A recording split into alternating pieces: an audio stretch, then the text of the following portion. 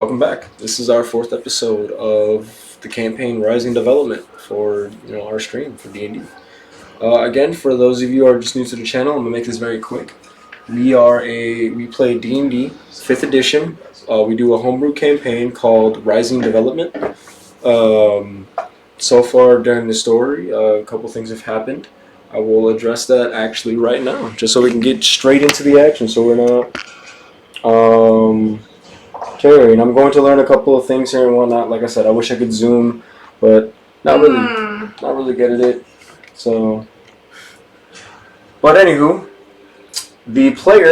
all the players have entered the torture chamber that is located just directly below, or not the torture, but the holding. I guess not torture chamber. The torture facility that is inside of the Dragon Egg Manor. The only players that we are going to be having play with us today, because one of us are currently out, is Makira. So I will have to play her as an NPC, but we have Savi playing as Salvi Maldora. We have Crispin playing as Volgor Blackfire, and Wargar Brimstone playing as himself. Oops. Sorry, I'm having a stroke today. You invested my name big time. Yes, Rygar Brimstone. So those are our players for today. And then, like I said, Makira is unfortunately unable to be here today.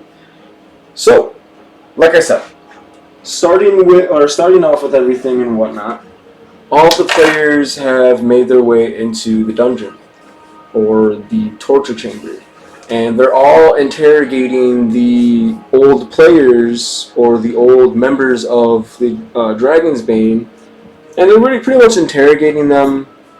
Figuring out why did they betray, why, who is this organization, etc. We ended off with Nixie finding and making her way into the torture chamber. Now, you guys saw this off screen, but all of the players rolled a d20 along with me rolling several d20s. I will now explain that. So, the reason why I asked if anybody rolled higher than a 14 is because, as of this moment in time,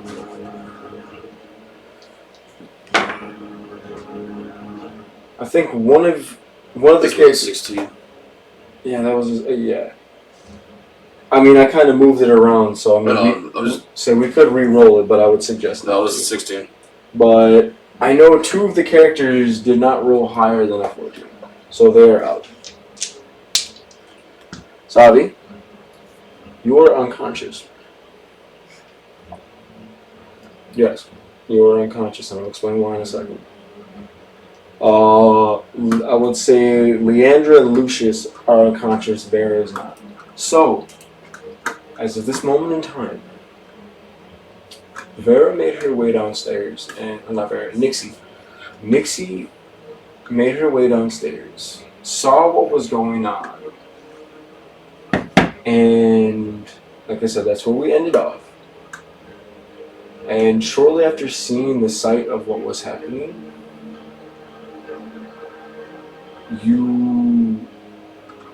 it was almost in an instant. Just, she was there, and she was, she observed everything, and just, it took a couple seconds, and Rygar, he was like, "Hey, Nixie," in the best way he could, trying to he saw the situation, so she might freak out. She exploded with an immense amount. Everyone in that room could feel the rage that Nixie was feeling. And her rage was just powerful enough to create pretty much the equivalent of like a explosion, but more of a concussive blast. That's why those of you who rolled lower than a 14 were not unconscious. And those of you who did not were able to, shield yourself from the blast. Now, as of this moment in time, I need everyone that is not unconscious to roll for initiative.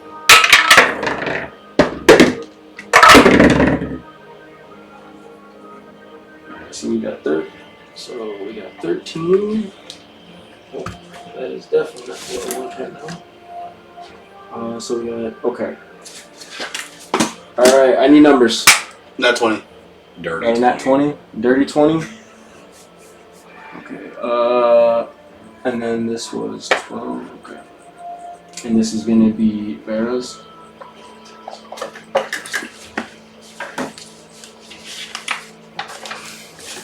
So, you said you rolled net 20, so Yep. you most definitely are going to be able to go first. Nixie, it's going to be you first, then Nixie, you, and then Vera. So remember that. So, in that explosion, Savi, Leandra, Lucius, along with whoever was in the chair, kind of just fell unconscious. Volgar, Rygar, you both managed to able to sustain. It's like whoa, and you managed to like shield yourself from the blast and of the concussion, but it still was like like you kind of just gathering your thoughts. Rygar, almost as if like it was military instilled into his body, just was readied his axe and got ready for battle, but. Rygar, you still you were unsure of what was happening, what was going on. You weren't sure if she was still, if her intention was to attack, if her intention was to fight. It's not exactly clear at the moment. So you're kind of more or less just waiting for her waiting for her to, stop doing what she's doing. She eventually stopped yelling and, got to a more state, but she was altered. She was different. There's something different about her. Her strength, everything about her seems just different. Like she's no longer here at this moment in time. And you, along with Volgar and Vera, realize now at this moment in time, you more than likely are gonna have to fight it out. At the very least, try to do your best to knock some sense into her. So. Now, let's get started with Rygar. It is your first move. You can go. What would you like to do? You are about, I'd say, 10 feet from her. Well, I'm going to try to subdue her.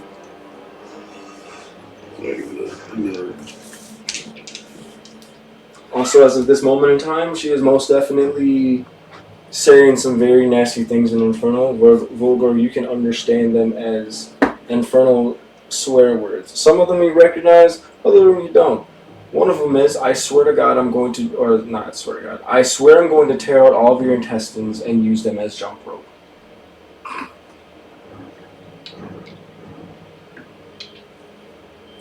Okay. Remember, Rygar, you don't understand this. I know. You just see a very angry woman swearing at all of you.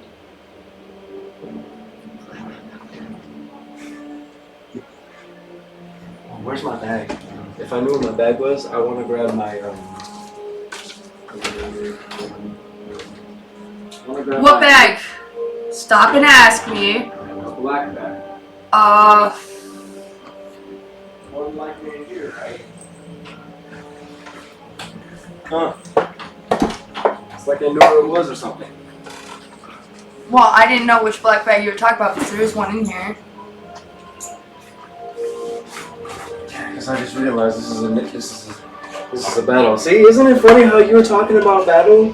Hey, James. I've been waiting for a fucking damn fight. God damn. So we got number 1. Yeah, me is 2, you is 3, you is 4. I don't know how that. Okay. Hey, Jerry. Wait, Yes, Jerry. I'm not Jerry. Is my phone over there on the cutting board or whatever you said it was. Yeah. And also, technically, I'm also not Gary either, because Gary, Jerry, Larry, Harry is not here. Well, Jeremiah. He also did develop a new personality overnight. Yeah, typical. Oh, great. Oh no, your phone's not here. I know I saw it somewhere, but it's Over here. also, I think. Wait a minute. Yeah, no, let's go with you. Okay. So, like I said, it is your move. My eye patch is still off too. Yes, you are. I believe you are in It'll the. be the third one, so I lose. That means I lose. Yes. Reckless. Yeah, run. This is the secret. Doesn't seem very secret. Reckless. Reckless, alright. That first hit does not fucking hit. Both twos. Yeah, no, those. I got second attack twice, so I'll be wrong again. Yeah, so those would be not. Yeah, fucking twos, man.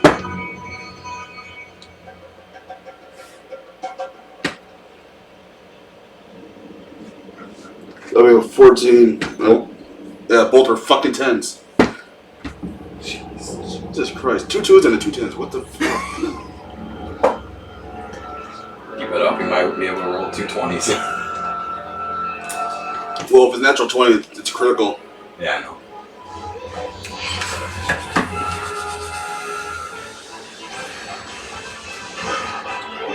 Yeah.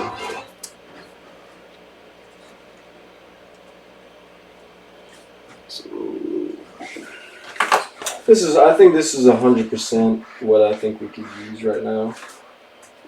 Where is it?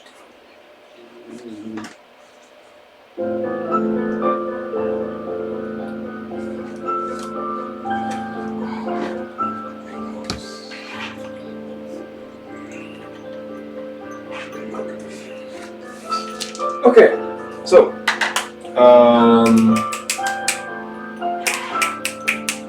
so that was your attack? Yeah. So, she is going to attack now. And since you used Reckless, you obviously left yourself open. Yeah, she has advantage on her attacks.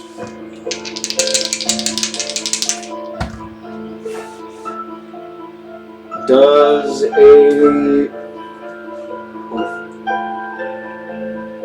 So, she is currently unconscious. She's not, at least from appears, the weapon that she grabs her gladius, which is a short sword, but it looks finely tuned. And she's going to swing at you for, or does a 26 hit? Oh, yeah. Yeah, that does. Okay. So we're going to do it that attack, and then she also gets, if I'm correct, 1 second. I think she gets a total of 2 attacks. So she's going to swing at you again.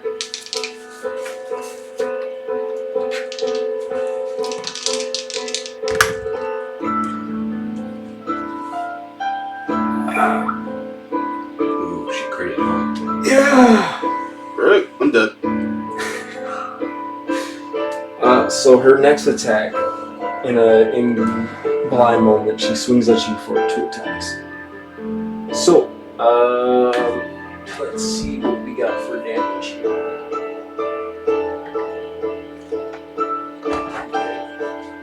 I need you to die. I'm fucking sorry. I don't think you're going to die, Jeff. It's going to hurt. I'm going to die. Remember, there's a lot of you. Oh, remember, one's a crit, so that damage is doubled. Oh, yeah, that's right. Oh, yeah, that's right. You have to roll additional. So, we're going to go with the first attack. First attack lands for... And you're in rage right now, right? No, I didn't rage. Holy shit. Yeah. Oh, wait, yeah, you're right. That's fine. I just did reckless. Yeah. So we're going to start off with 13. Bro, at least chugged half that bottle. Slashing. It's ice. Yeah. Are you it's frozen? Oh, well, we got a bunch of different juices. Let's go. guess around 5. So we got 13 slashing from the get-go. Have to reroll that one. There we go.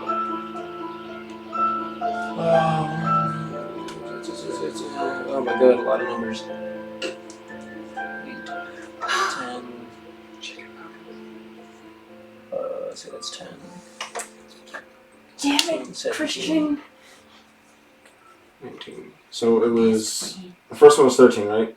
Yeah. Damn it, I gotta do my math again. 2, 1, 2, 3, 4. Whatever the damages are. Give me numbers. Give me numbers. I'll do it for you. Okay, so 4 plus 6 is 10. 4 plus 2 is 6. So that'd be 12. That's 22. No, that's 16. That's 26. No, stop. I got it. So 4 plus 3 plus 3 is 10. And then 4 plus 2 would be 16. So 17 plus the 2 would be 19. So it would be 19 plus 13. That's how much damage she just took. And currently, as of that moment, that ends her turn. That leaves you and Vera up to attack. So, yeah.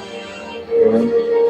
I'm gonna cast Shield of Faith on myself. I don't know, maybe he might need it more than you at this point. I don't know, that's a possibility. I don't know. I'm gonna take some aggro here. Okay, so you decided to cast Shield of Faith on yourself, so you need to cast a whatever spell slot you need. So you cast Shield of Faith on yourself from the sheer oh shitness of this attack. I'm gonna run in there and I'm gonna try to pin her to the ground. Okay, so you're going to make a strength check. Yes, I'm using my advantage here. Okay, and you are in front of her, so it's pretty much just a raw strength check. Actually, for her, it would be a strength saving throw.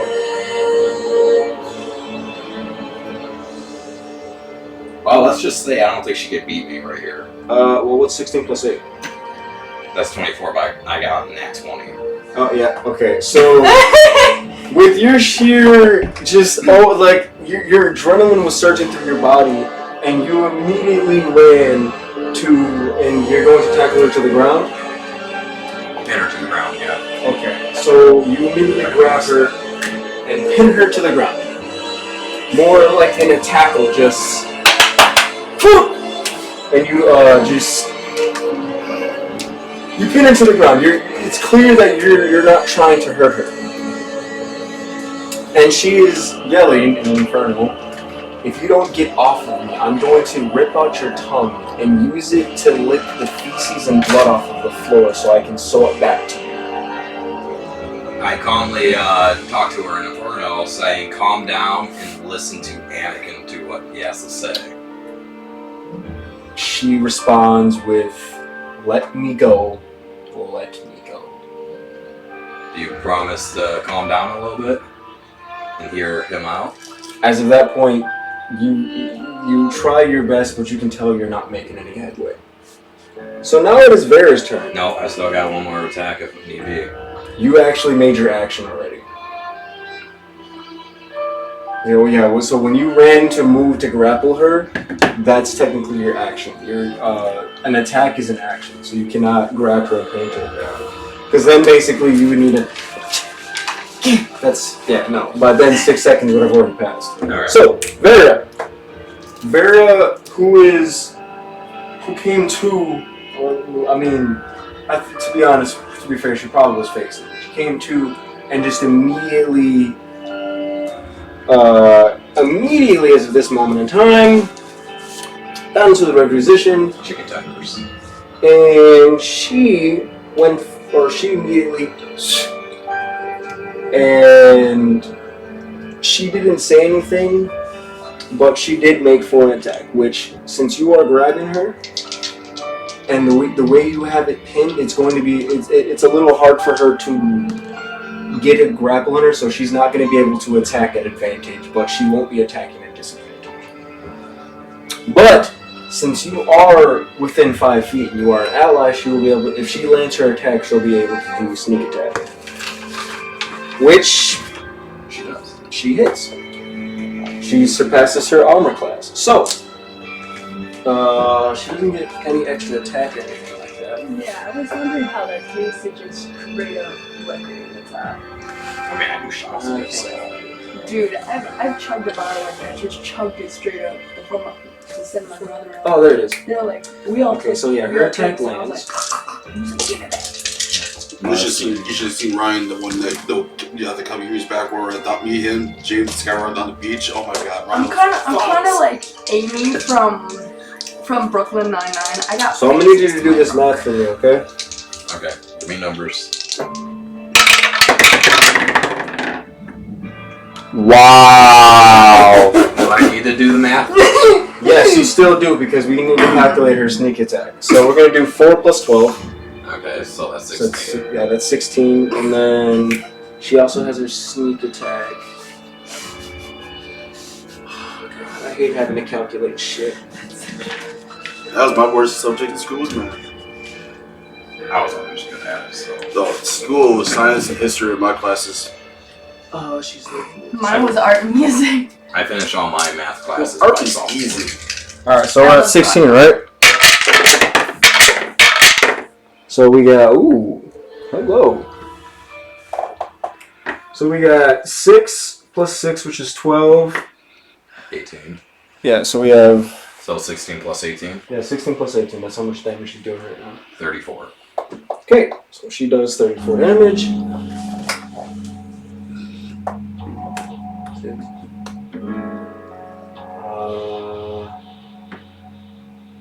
Wait. 6 plus 6 is 12, plus 2 is 14. Yeah, plus. Okay. Well, I was like, that math was great. Okay, so when she stabs her, she aims for a good spot, but she's not trying. Again, she's more or less just trying to aim for a spot that'll hopefully get her out of this Somewhat like a trance. or whatever she's going through. It's clear at this moment she's most definitely upset or enraged. So she gave her a good stabbing, She's in berserker mode. and no, we're not there. Not yet. So she gave her a good stabbing and tried her best to say, "Calm down, Nixie. Let us explain things." And you again hear her yell, and well, she says in common, the best way she can say in common, "No." And then continues to speak in Inferno, saying, "Let me go. I swear I'm going to gut you all open and sacrifice you to various infernal gods or infernal devils."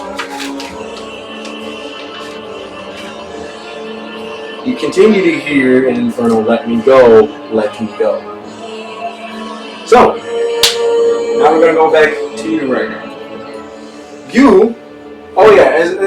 As this all transpired, you tackled her to the ground after you saw Rygar get a good slashing. Or by the time you grabbed her, you saw Rygar get a good slashing. It was a quick, almost like a train technique, just very fast, fluid movement, and one of them was deep. It was a nice, solid gash. This is the first time you really see Rygar get opened up like that. And I wouldn't say it took him aback, but it was kind of just one of those, shit. So now Rygar, it is your turn. Raging. So, Rygar's raging. Reckless. Still doing reckless. You just pissed them off. I mean, at that point, I know that's more of a defensive. That almost sounds like a defensive rage at this point. 16 on 1. 16 on 1 for a hit. Yeah. Oh yeah, you're using. Well, yeah. No, it does not hit. I'm sorry.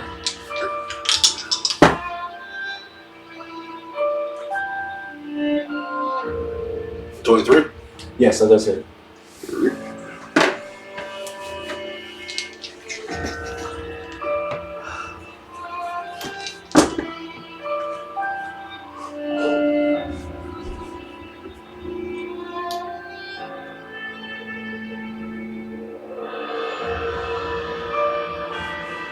10 regular and 7 fire.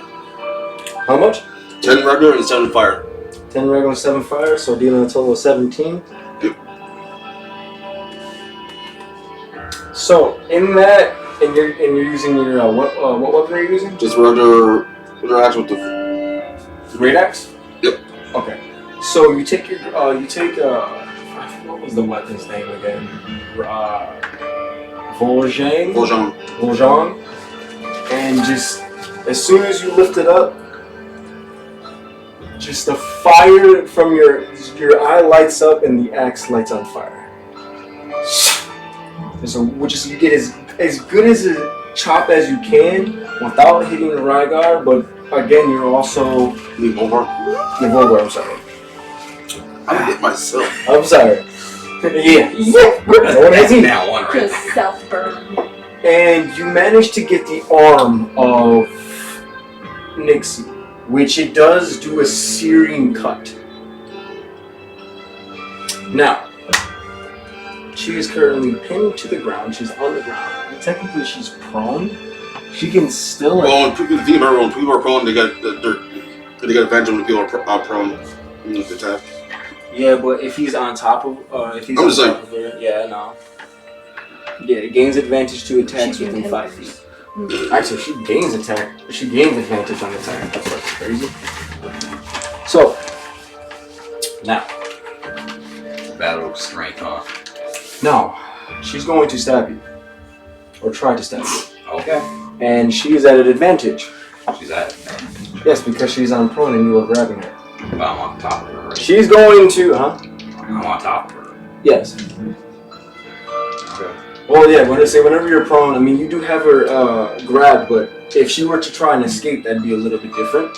But, you know, she still has her weapon ready, and she can still, like, it's still close. Okay. Yeah, fair, I guess. Ready for this? We'll see. Hey. I'll leave that, yeah.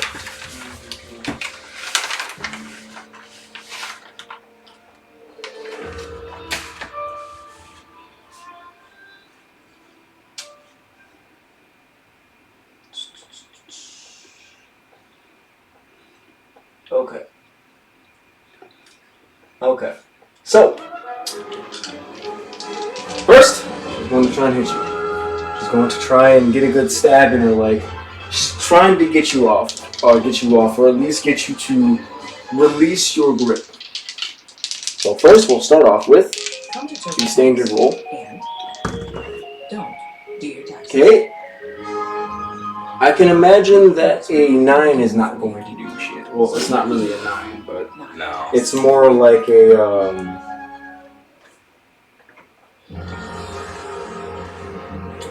so it's more like this at point. It's a 19. I'm pretty sure a 19 does not hit now. Okay. So our next attack.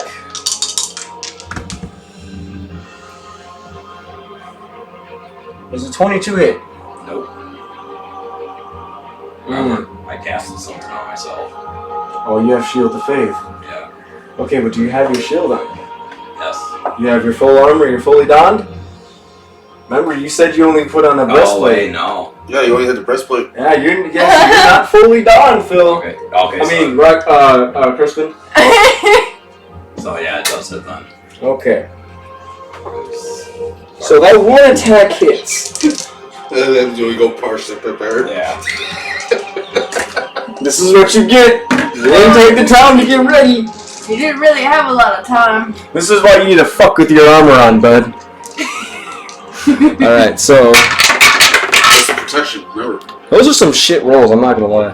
What's He rolled shit for him, but he rolled fucking good for me. What the fuck? So we have 4 plus 2. Yeah, we have 4 plus 2 slashing. So that'd be 6. Now, She aimed for my legs.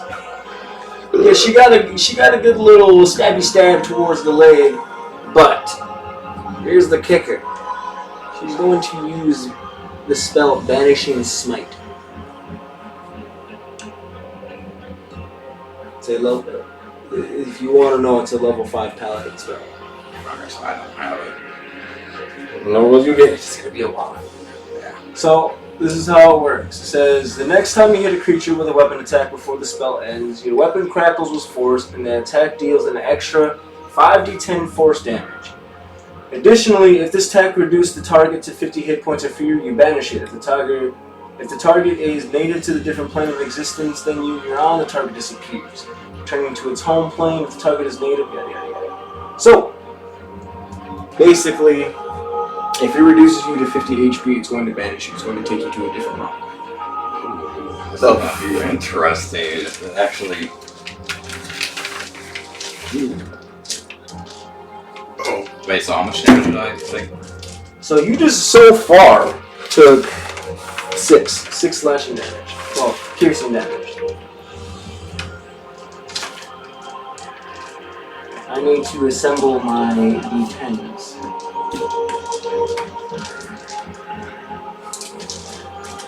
This is gonna be interesting. Yeah, this is gonna be interesting. Oh god. So we have these 6. So you remember it was 6 piercing, right? Yep, I already have it.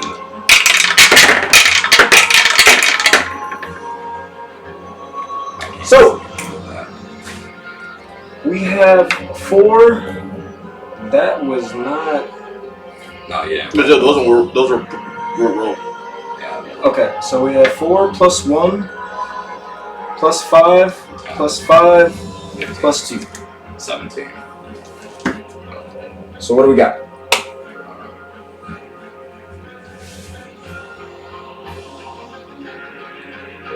I am at 71. Okay, so it does not succeed. So upon her, like just get a nice little stab, and you feel just like a sudden just a bunch of just like a radiant force trying to push you and pull you to somewhere, but you're nowhere near weak enough to succumb to its whim. So you kind of just you push it back, and you just do your best to hold on to her again. So that is her attack. It is now on you. Okay, and I get 2 attacks, and I'm still on top of her. Yep. I get advantage then? Yes, you get advantage because you have your pro.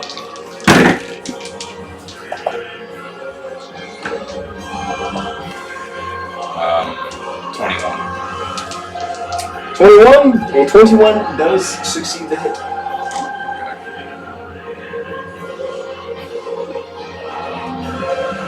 I'm doing a melee attack. Dice. And I know you're gonna try and use your whip, but it's okay. No, I'm using my hands. Oh, you're just straight hands? I don't have my whip with me. That's why I tackled her. No, he came down here with nothing except for his upper plate armor. So you were just like a UFC wrestler, just. Okay. We're attempting the ground and pound at this point. 24. 24 for damage. Yeah. Okay. And that's only 1 attack. All right, let's do the other one. So we got 24. And 22. So that's 46. Don't you have to roll 2 separate attacks? I just did. It's a d20. 24 and 26. Yep. So that's 46. How the fuck are your hands doing that powerful of a strike? According to this, it's a d20. It's a d20 to roll for the attack, but the initial, because you're not a monk. Like I think it's like base 6 or something, or it's like a 1d6. But I'll take base 6 Okay, so plus your strength modifier.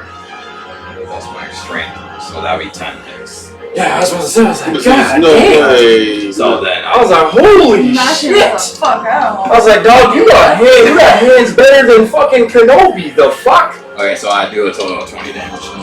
Okay, If we're holy doing shit. base. If we're doing base. Yeah, because I think it's a base of 6, if I remember for, I don't know if it's like 6 or 4. I don't have mine on me, so I can't check. That's fine. So yeah, basically you kind of just, And you're dropping hammer fists to her face, trying to maybe that might snap her out of it. And after all, when you go back to grab her again, you just give her a good little. Hey, I'm a gentleman. I'm not hitting her face. Oh, well, what the fuck are you hitting? Oh my. Okay, I'm sorry. I apologize. You are punching her in her chest, which, there's a good amount of boobage there, so you're aiming for sternum. A couple of them, you did hit a nipple here. You just hear a lot of,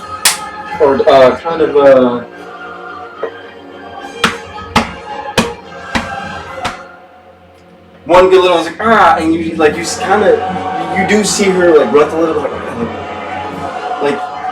you hit a soft spot. Punch the titty. Punch in the titty. Fuck her face. Punch in the titty. That's. Wait, did you look up?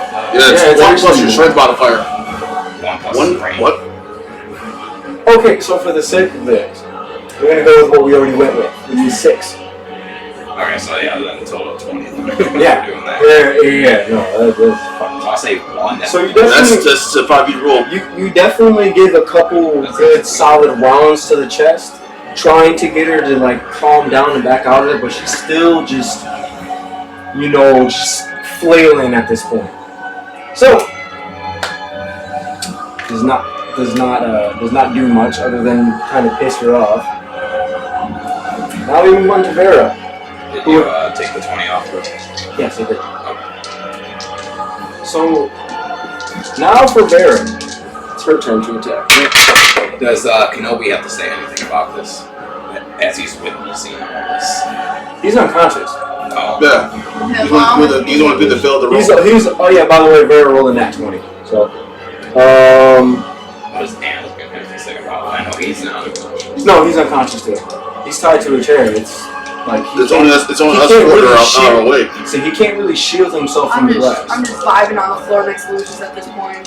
So, It's us 4 that survived that. Last I remember, I was next to Lucius, and so that means I'm just chilling on the floor. so yet again, where's my D8? Hope I wake up first though. They want to take these dice off the board so you don't know what you're rolling.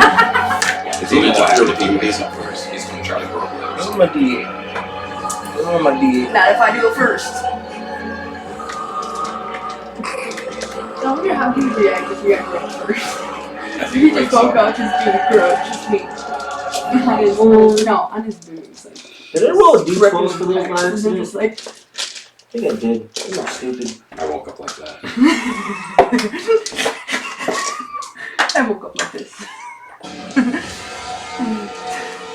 The world's for 60.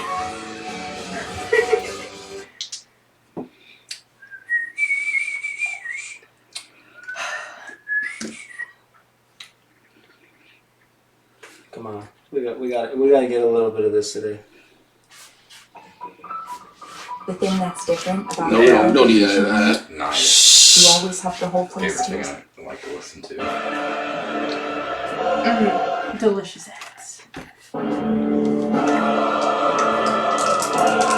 So, It's not Final Fantasy music. Final Fantasy music's better.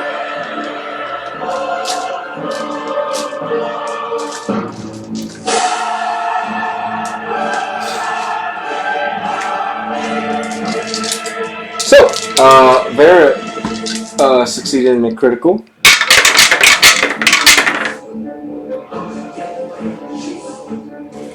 So, you got the math ready? Yep. So we got 1 plus 8 plus 5 plus 4. Wait. 1 plus 8 plus 5. 1 plus 8 plus 5 plus 4. 18.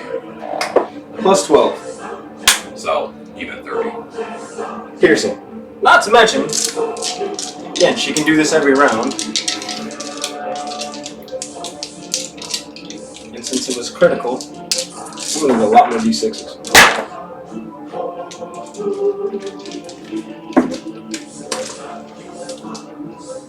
So, Won't take the outplay as well next time. Just like they always do. So Their damage is based on the sneak attack. That's where a lot of their damage comes from. yep. I got your sheets. All right. Oh. So we're going to add all of that. You ready? Yep. 5. Yep. Plus 5. Plus 5. So we got 20 already. We actually now have 30. 31. We also have 31. So what are we at? 61? Yeah.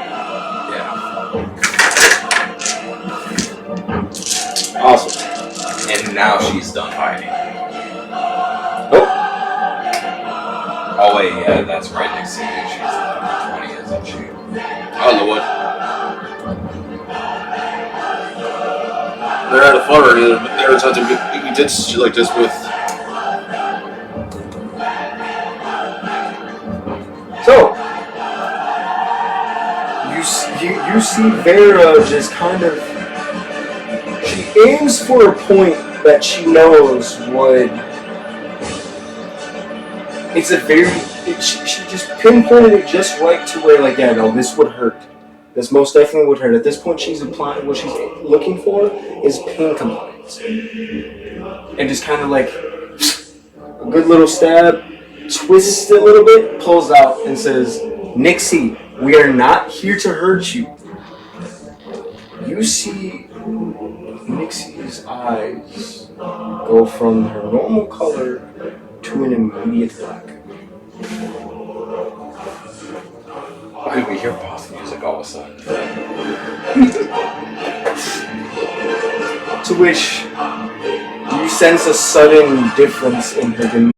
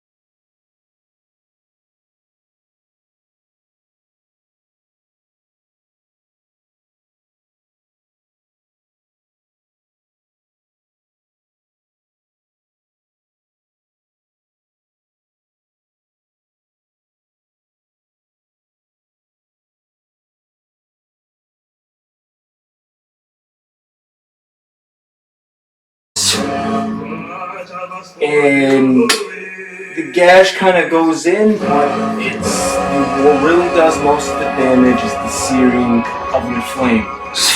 Sparks off, and she's not really intelligible, or like, the things that she's saying is not really intelligible. It's not, you can't really understand it even if you speak Infernal. It's kind of just a lot of yelling at this moment. So, I'll back to you.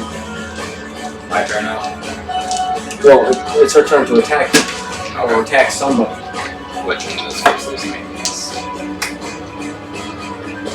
Does Kenobi have to say anything since he woke up? I will get to that in a moment. I want to get through everybody's turn first.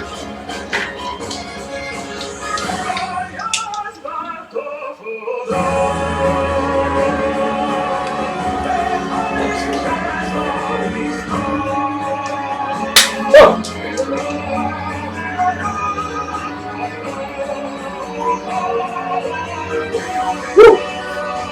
she does, as of this moment in time, something that most definitely is going to wake everybody up. It's a spell called Destructive Wave.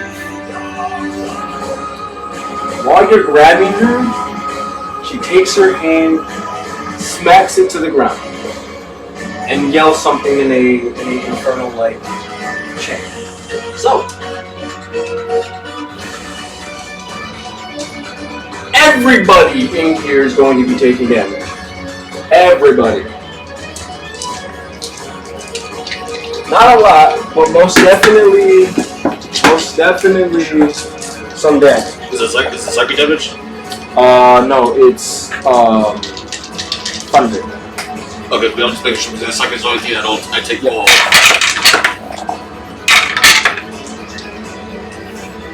That's not a D6. You got 2 on the table. Yeah, the one really well wasn't dark dice. Actually, no, it's not psychic. I'm sorry. It's where's the dice? That's what Yeah, those are on the roll. like I said, just making sure it's not psychic, because psychic I take full damage when I'm raging. Everything else is half. Yeah, no. It's my bear told him.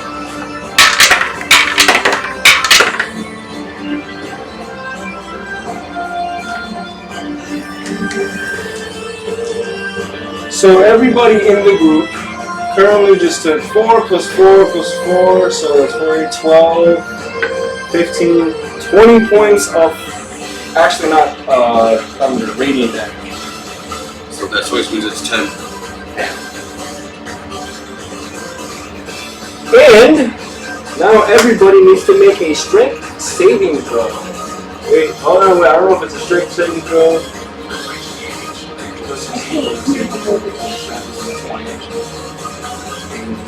Okay, my bad. Oh, wait a minute.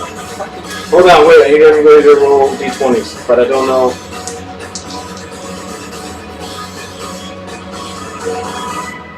Let's first find out. Oh, I heard my phone.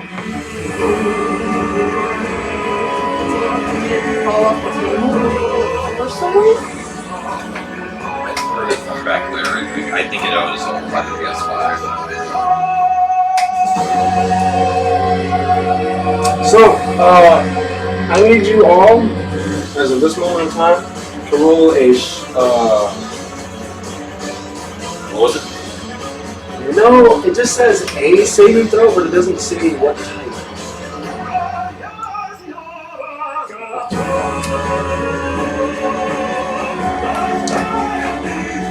So,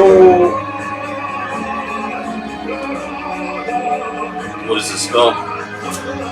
it's a destructive wave, but it's based on the character's charisma spell savings. So, So is that a charisma? no, I don't think it would be charisma. I don't fucking know, I'm just listening to shit at this point. So, I think since it's such a thunderous wave, I'd say, because you're going to get knocked prone if you fail it, we'll go with... That's a Constitution saving throw. Okay, Constitution. Alright, there you go, guys. Each creature you chose within the 30 feet must succeed a Constitution saving throw or take 5d6 thunder damage as well as 5d6 radiant damage or necrotic damage of your choice. Oh, And not prone. so it's additional damage. So already you're taking thunder damage. Everybody just took thunder damage unless you take it at half. And that's as well radiant. Okay. As well as 5d6 radiant damage. Yes, if you fail to say that. Right?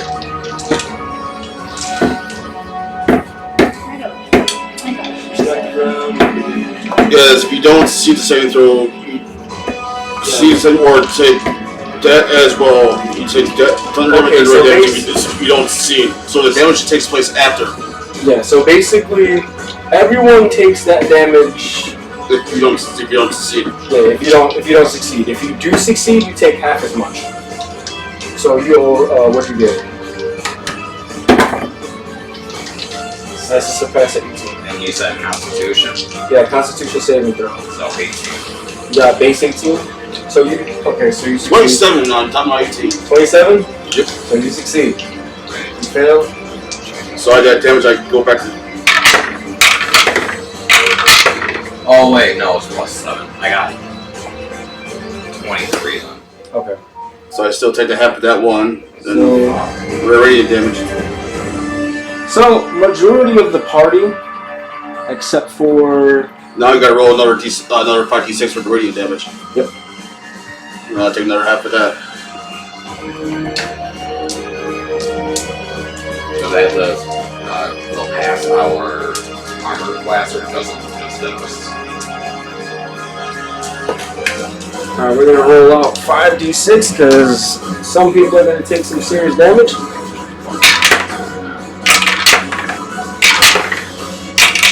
This is a spell.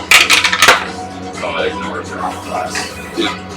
So, Crispin, if you could do me a favor and calculate this for me. So, 13. okay, so Dude, it's simple. you take a total of 20 plus 13 additional damage. You take both thunder and radiant. So I take 6 damage there.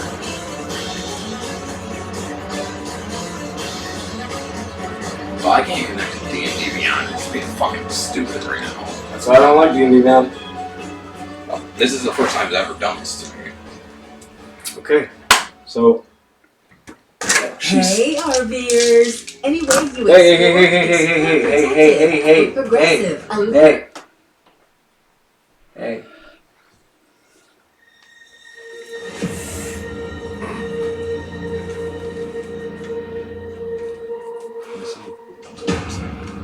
Yep. It's not working. Yeah, some people in the party got a little hurt from that. But I'm just glad I was fucking rich. even though you did manage to fear that terrible wave of power, you both seem to be okay. Along with, the rest of the party, except for Vera and Sabi. They both kind of just ow, and just struck by just a force of radiant energy. So, now, Olgor, that is her turn. It is not yours. It is not mine. It is not yours. Okay. Well, I am going to use one of my attacks and cast Aid against myself, Sabi, and Jeff. So we all each get 5 HP. Okay, 5 HP. And what else does the spell do? That's it. Oh. Okay, nice. Thanks. And I punch her in the face again. This time I am punching her face. Is the spell a bonus action? Or is it an action? It's a...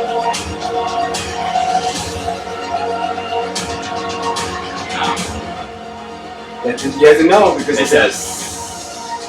VS. No. It would say casting time. It'll tell you if it's an action or a bonus action. So it should say it, I don't know. I think that's One action, so you will not be able to punch in the face while casting the action, because you would be utilizing your attack. You'd pretty much be like, yeah! And then that's all you'd be able to do. If you were to cast it. Oh, wait. And it's additional with my.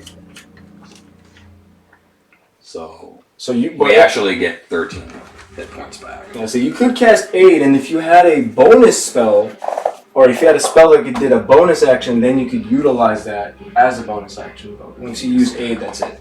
Okay, so we get 13 back. So you all get 13 HP back? Up to 75. Well, I started at 110. Okay, so now it's going to be Vera's turn. Vera is going to attack again, and again, she's not going to really be able to attack at a full advantage because you are on top of her. And that was a terrible fail. So she tries to, after recovering, just tries to aim somewhere, but she ends up stabbing the ground. Just kind of sliding off, and it's like, fuck. So now we go into the other members of our party. Lucius, Leandra, and Savi both come to, and they get smacked with a pretty harsh wave, but they seem to be okay for the most part. How are you doing, Savi? Huh? So how are you doing, Savi?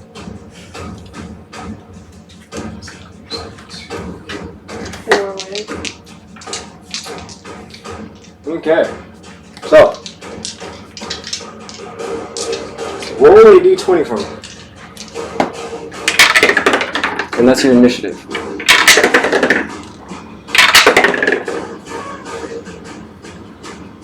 Okay. So Lucius is going to go ahead of you. And that was a d12. I feel stupid. Here's my d20. Okay, so several people are going to go ahead of you.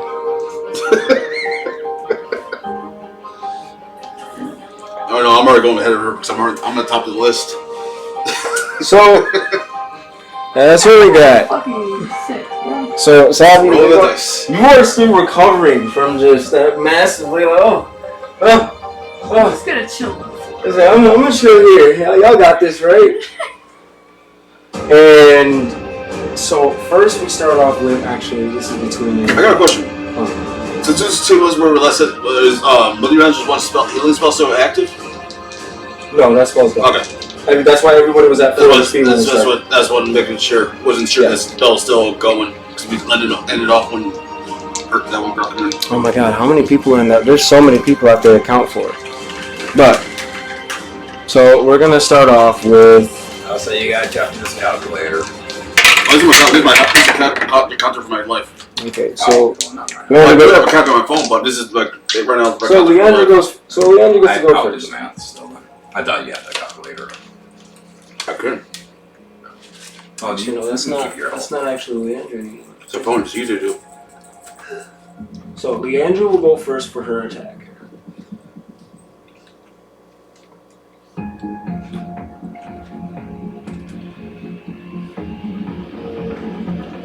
So this is a lot easier to keep track of my life. That's why I was using D&D Beyond for. Like, I was just writing down So the Leandra- notes I was taking and then putting the plus sign so then I could just do the math. Coming to notices the situation and is just like kind of lost at the moment. Kind of more just like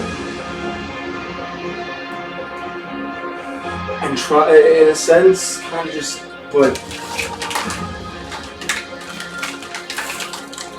but you're not supposed to be our enemy. And kind of just looks a little lost, but does what she can to restrict. She sees that what's her name? Nixie is flailing about with her weapon and definitely doing stuff. So she pretty much tries to, she knows that paladins utilize both their voice and their hands to cast spells. So she immediately tries to run and constrict the remaining portion of her movements, and she does so at advantage because you're on top of her. We're fighting a paladin right now? Yeah, I did not know I didn't know what Akashi was. Nixie is a paladin. I never knew that. So I figured that out when she used radiant against me. Well, I never knew what Akashi was when we. Because she was with me and with the little one shots. I never knew what she was. okay, we're gonna go at disadvantage. 3. Oh yeah, she definitely fails that. So she runs up and immediately just plants down, just jams her right knee onto her left arm, her left knee onto her her left knee onto her right arm, her right knee onto her right arm, or like her full arm, and just places her hand in front of the mouth to keep her from like flailing about. As of this moment in time, her condition is the equivalent of being incapacitated Yeah, she has basically got 2 people on. or restrained. So if she were to attack, she got to roll at a disadvantage. Restrained attack rolls against the disadvantage, and if you do disadvantage, have to see. Yeah. So she's restrained at this moment in time, at least fairly restrained. Shit. Next, we go down to the rest of the members. Lucius. Lucius is the next one up to go. He's gonna go in there and tickle her. And Lucius speaks Infernal, so he's more than likely, since he sees, he walks up and just, as soon as she touches as soon as Leandra restrains Nixie, just tries to, he speaks in Infernal, and he understands, like, Nixie, calm down, whatever it is. Actually, no, fuck all that, he's a goddamn bard. Let's see some real shit today. He's gonna cast Charm. Oh my God. Fucking right. Oh, Nixie. Please calm down. He's a broke bard. Okay, so he's going to cast Charm. He's going to cast Charm.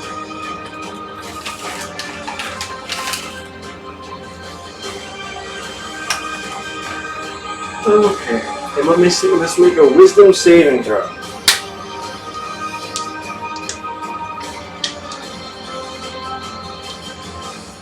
And does so with advantage if you and your companions are fighting it. Oh, unfortunate. So we are fighting. Yeah. But if I'm correct, Days.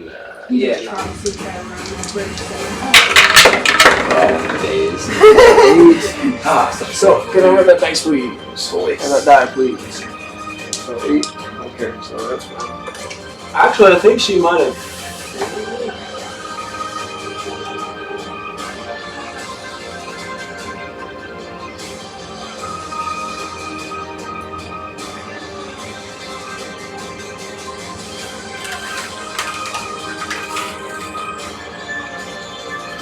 Okay.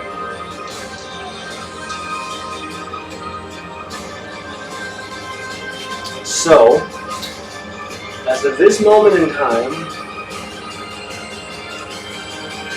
let me pull up. Yeah, no. So you all can see it, and just a little, like, kind of waft of his hand says something in front. You understand, it's like, Nixie, we are not your enemy, we are your friend. We've fought with you, we've battled with you. Calm yourself. There is no reason to fight us anymore. We're not your enemy. What we're doing is just. Now, please stop fighting us. This doesn't need to go any further. Now he's going to roll for this an advantage. Because why? Because she is charmed. I thought he was gonna bust out the ukulele or something. Lucius, where did you pull that out of? So he's convincing her to lay down her arms, and it's not like he's convincing her to harm herself. He's just convincing her, like, hey, stop fighting. We're not going to harm you, right? And he looks at everybody. Oh, that's an F. There we go. And that's why I tackled her in the first place. He's like, no, please just put down your weapons. Or put down your weapon. Stop fighting us. We can explain everything if you just let us talk to you. And she's just, as she's so belligerent, just kind of stops. As she felt Lucius's magic, she regained her sense, and then she kind of just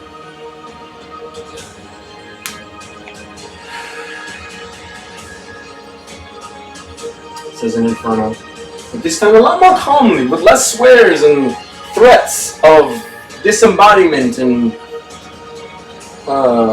you could have swore you heard that she was going to use someone's intestines as a sex toy. I don't know. That was on her. She says calmly, "Let me go."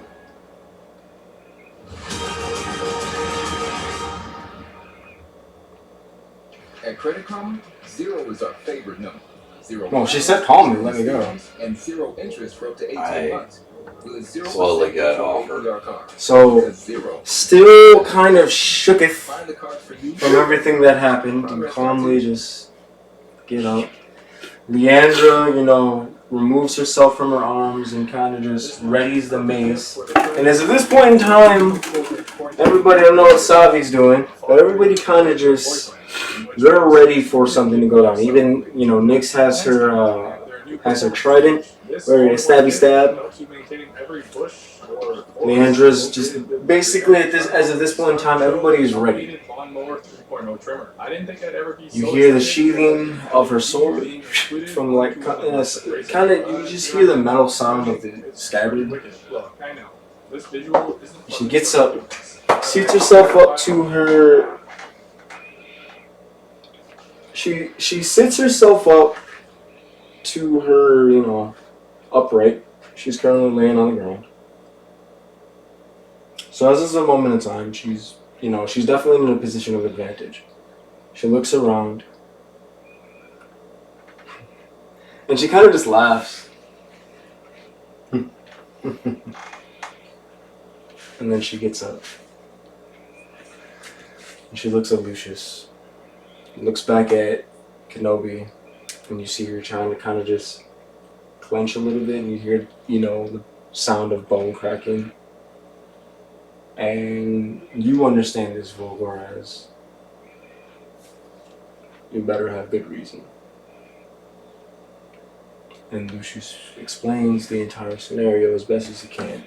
You understand it, and there are certain words that don't quite compute because you don't necessarily speak that language natively, and you're not from there, so you wouldn't understand certain words. Well, pretty much he explains the situation, or he explains this is what's going on. She calms down.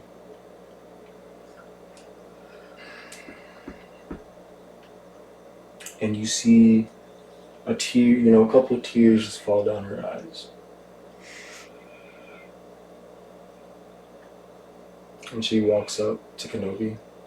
Kenobi, who's just head down, still restraining mind, but just not looking up. Next he says, you understand this as, look at me. Kenobi still just with his head down. Look at me. and still with his head down, pulls out the gladius, flips it,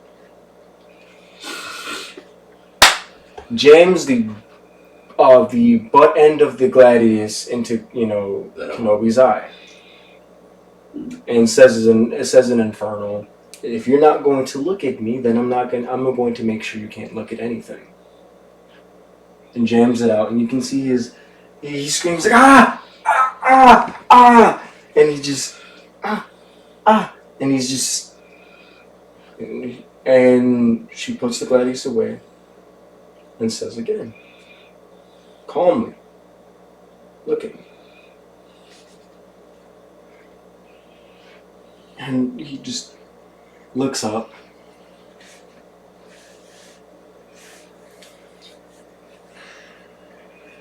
So tears, she's still crying at this. And says, so this is what it's come to. I gave myself to you. I made a vow to you. We made vows together.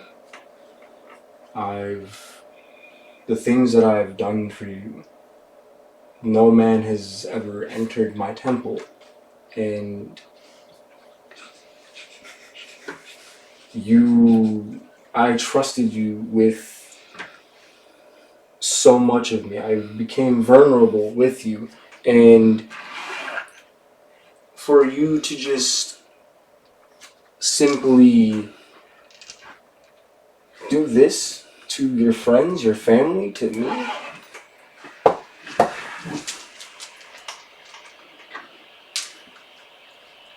And he then puts his head back down. And now you won't even, and now you won't show me respect enough to look at me. Okay.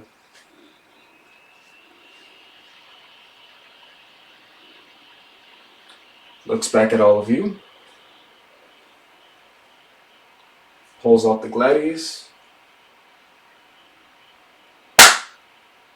And you see the short gladius enter the center of his solar plex, or like his diaphragm.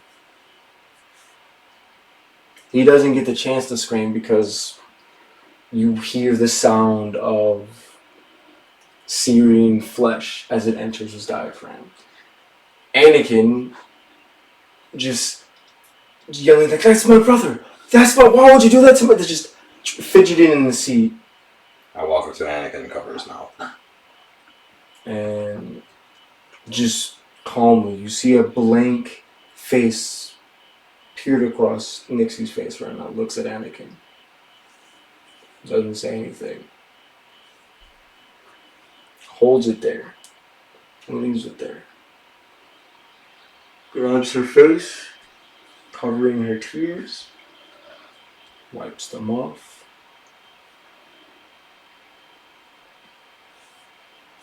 And says, "In my homeland, this is how we deal with betrayal."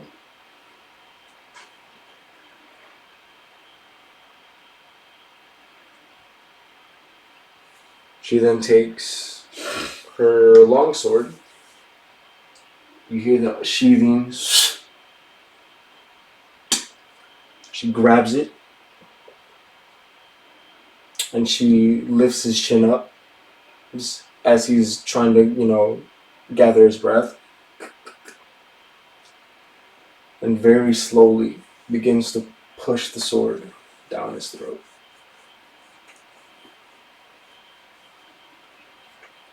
And she continues to push, and you hear the sounds of flesh.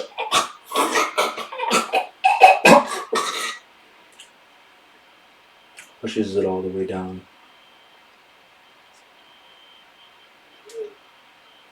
She removes the gladius as the sword still in his throat. Ching! She manages to slash the blade from one side to the half down the middle where the blade ended. the other side, almost an even cut, leaving still the hung meat, which now kind of falls off the body. And says a chant in Infernal. Then, even though you can't feel, or even though to your knowledge, you can't feel this,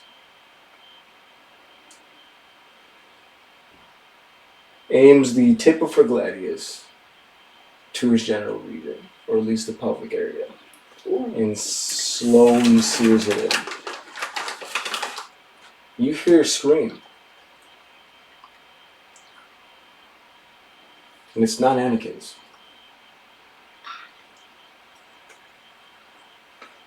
She raises the longsword just enough to where there's still enough blade. And she grabs the two pieces of the head that fell off. And you can see voice emanating from the body. Or the lifeless, the half of the head. Nice little throw, and that piece manages to latch itself onto the longsword. The other one, she removes, puts the other head. Same thing she did last time. Tears rolling down her face. Anakin at this point in time, vomiting from how grotesque. It's going in your hands. Yeah. How grotesque this must have been. To be fair, some of you, the only one that kind of is just familiar with it is Lucius, because he understands this form of how they do things. But some of them, You're probably. Probably am. some of the group is most definitely distraught by how Nixie handled this. What you normally saw was, a somewhat fun-loving, slightly serious person to just this brutal individual. Still, tears running down her face. She looks at all of you and doesn't say anything. She leaves her weapons there and just walks off. And you hear the sounds of heavy armor walking up the stairs. Everybody kind of just... As of this moment in time, the battle has ended.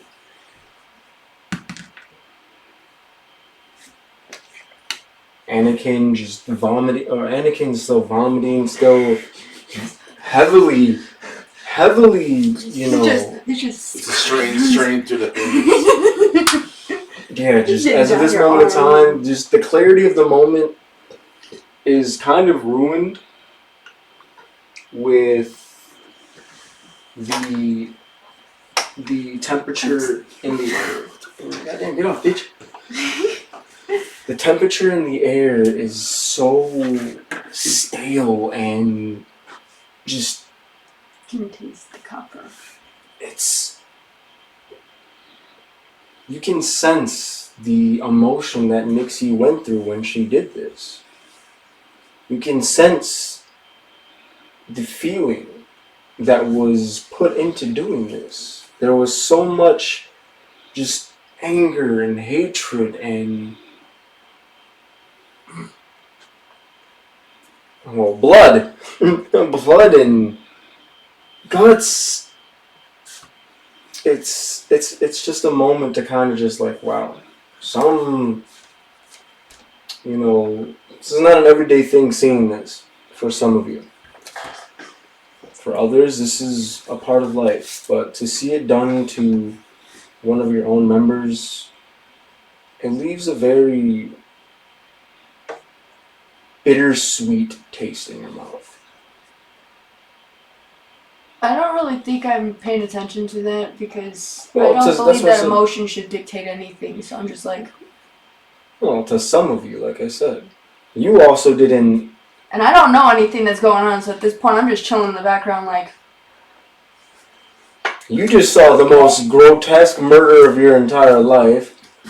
And for But, like, I understand the betrayal, obviously. For Volgar, Rygar... I go back, way back with him.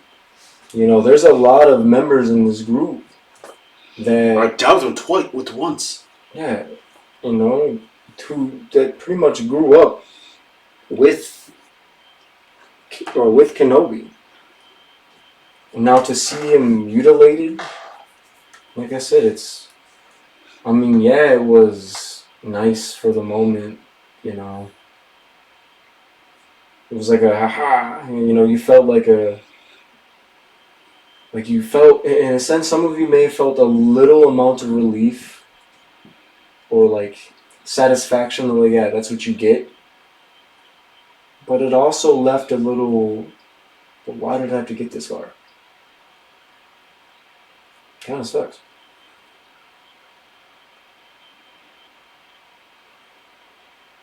A few moments pass.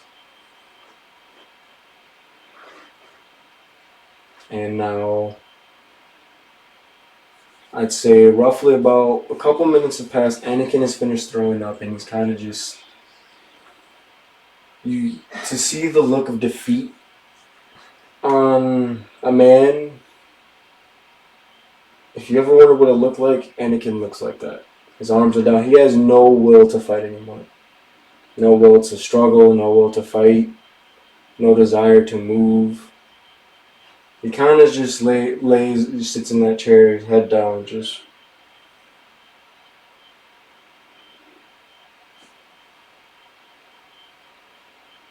Okay. I'm gonna go in front of him, crouch, and talk to him. Okay, you, as best as you can, you kneel down. Almost at this point, kind of just at disadvantage. Dude, you might as well just get down on, like... You might as well enter prone at this point. Yeah, just Hey, lay on the ground, just... Hey. So you are now talking with Anakin. And he's staring at you, but you see just no life. All life is gone. I say, hey, Anakin, I know you're feeling down and everything because everything just happened. Would you like a nice, clean death, or would you like to fight to regain some honor? Like an honorable death. And this is the face you see. Okay. I look at Rygar, I'm like, it's up to you. No, I want to keep him because I still got some questions. You shoot his face too. I'm sorry. It's hard. It's hard for me to keep that serious face because, like, just. I know you're feeling down. Like you didn't just witness it. Or like a quick death, or an honorable death. No, Rygar still has some questions for him. My character has no remorse. He doesn't care. Of course, he's the butcher. And in hindsight, my character was just watching all while that was happening, by the way. Like, I think I was just chilling in the bank. I don't even think I've seen half of the shit that was going on until everybody just kind of let her through in the bank. Alright, so what are we doing? I'm leaving him alive because I still got questions for him.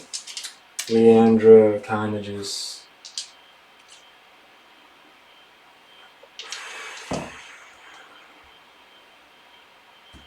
And I guess this is her attempt to use humor. I can't fix that, pointing towards Kenobi. I don't think my services are needed much longer. I'm going to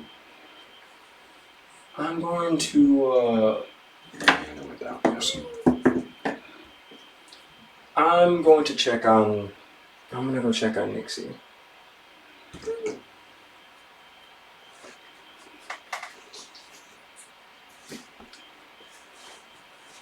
Kira just starts off with, "Holy fuck! That was intense." I've seen some shit, but goddamn.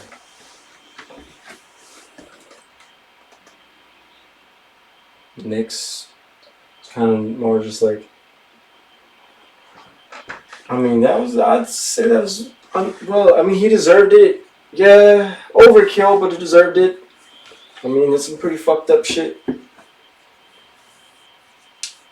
You know, to be honest, I think I think this is a little bit out of my league.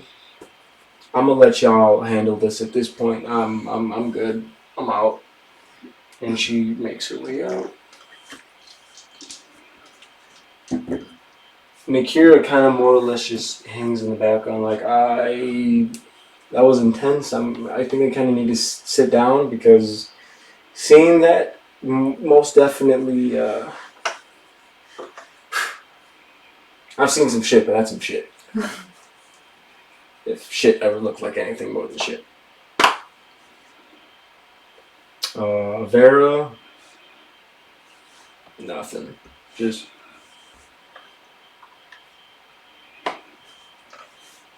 Well, Vera looks at you, Rygar, and says, well, Anakin steals information.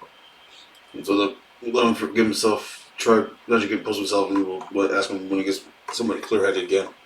And Lucius states, Lucius states, he's really the only one that kind of seemed forthcoming with telling him information, and to sound fucked up, Nixie kind of did us the favor of taking care of our loose end, and more or less, he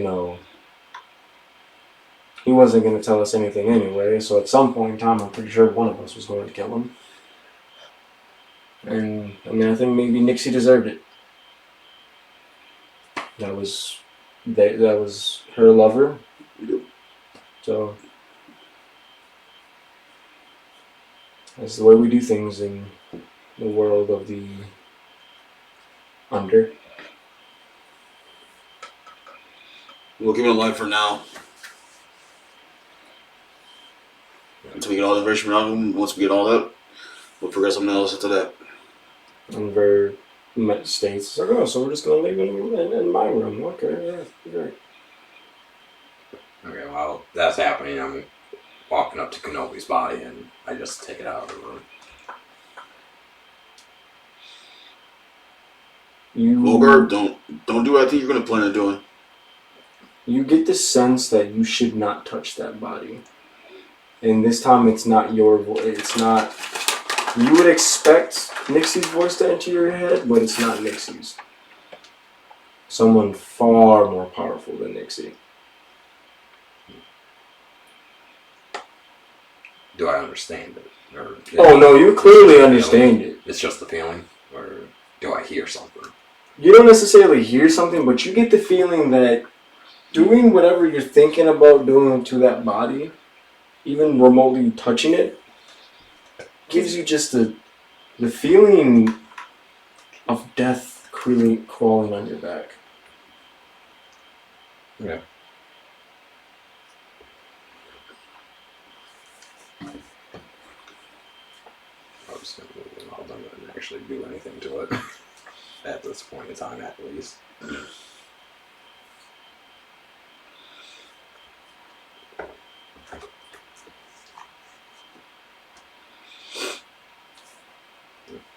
So what are we doing? I'm going to put my iPad back on and then go for a fucking long ice walk. Well, I need some scenery up in here. I got some shit to think.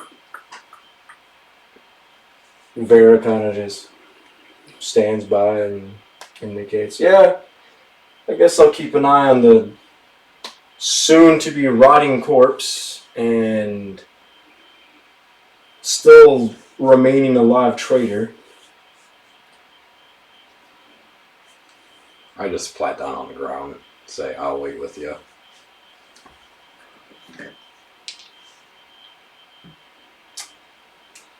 Makira Moore is just kind of like, yeah, I think I'm gonna get my own, I just need some space at the moment.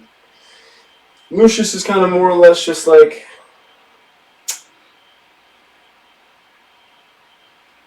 it's not fun watching that.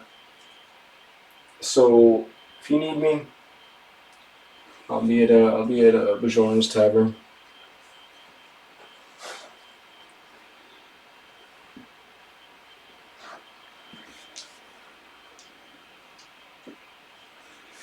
And the only reason why I'm putting him there is because that will be his last known location. So, some time progresses, you make your way outside. Well, as you're making your way forward, you see Jedediah, who is not necessarily fully armored, but still has some armor on. But the look on his face, he does not look happy. And he sees you, looks at you, and then continues to walk. And you're still just going to go on your walk? No one ask him.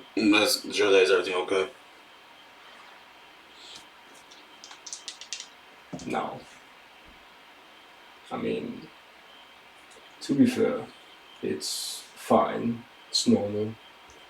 But I don't like making a habit out of one of my disciples losing their temper. And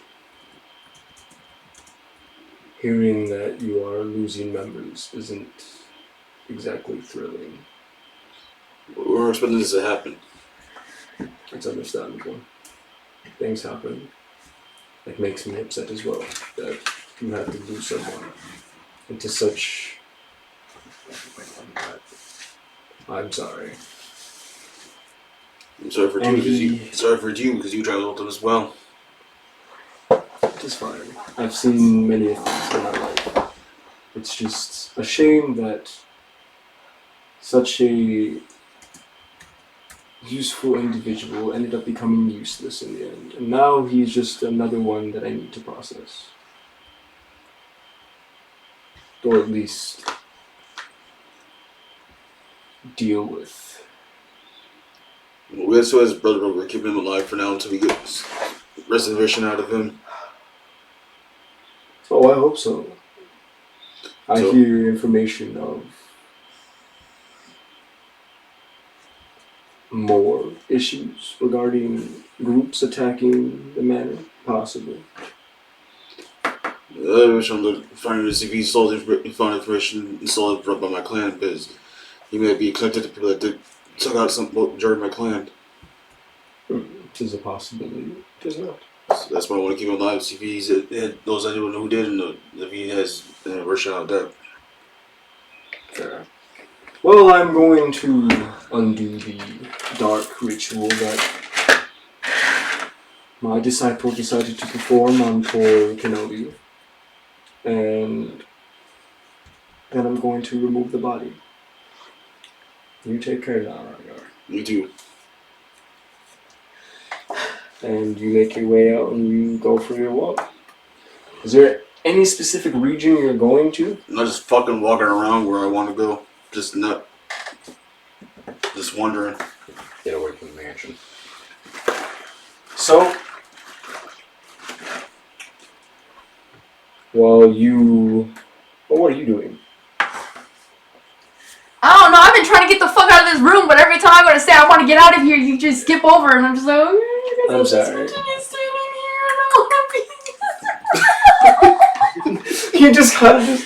I'm just like huddling in the fucking corner, just like, that's okay. I literally was drinking with him like 2 days ago, and now this is, oh my god, what the fuck?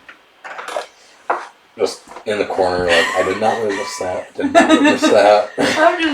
I'm just gonna go lay on the floor in the hallway and just fetal position on the floor in the hallway for now. And you make your way out, and you're not necessarily paying attention. You just oh god, and you bump into Jedediah by accident. Just But he kind of stops you in your tracks because he's a big, burly man. You know, he's a big guy. You know, for an elf, he's pretty big, or half elf. Yeah, so for a half elf, he's a pretty big guy, and kind of just like as soon as you walk into him, bam, you bump into him, and like you kind of just are taken aback, and as you're falling, he kind of catches you. Are you okay, my Ricky? Oh no, wait, no, I got you. Well, excuse me. I didn't mean to bother you. I see you are in distress. Is there anything that I can help you with? I need. A hug. I Would you like see. a hug? I don't understand what is happening. As I attempt to not like go into full-on panic attack and break down. Here's what I will do for you. And he touches your head. Calm mind. And he does a spell. And when he does that spell... Yep. Okay. And when he does that spell, your emotions seem less and less intense. You no longer feel like you no longer feel like what you just saw was the craziest thing you've ever seen. So your emotions are more in a more agreeable, productive state to where you can actually function at least. Still holding you. It's okay. I can imagine that what you've seen is very dark. I'm not one to let emotion to dictate my actions, but I understand how she feels. In a way. As do I. Now, if you would like, I can stop holding you like this. I'm gonna go find something to do, hopefully productive, and get my mind off this. Okay. Hopefully not someone. And he kind of just guides you. And kind of just guides you, just like, just kind of on your upper back, just presses, Hurts me along. And you make your way towards here. You didn't think, when you closed it, when you through the door behind you, you didn't think to tell him about the traps. Nope! Because I wanted to get this so bad. Everyone forgets about it. And he opens the door. Ting, ting, ting.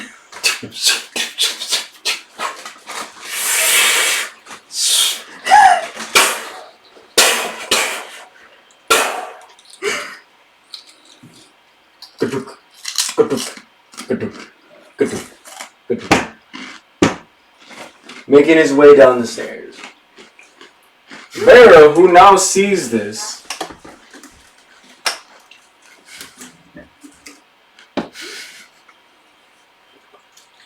you just witnessed everyone downstairs. Well, no one ever really. It's only those two. You and Vera witness all those traps go off, and he just.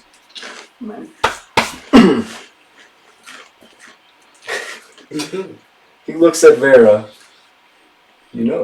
Those traps are quite dangerous. They might hurt somebody.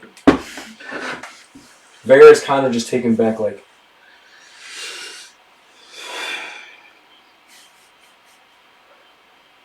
Kind of just makes her way to like the corner or like a wall to the room. Just. It didn't even be something. They weren't meant for you or really made for you at that point. That's kind of a rather astonishing thing to go through. I'm not gonna really play around on that one. That's very okay.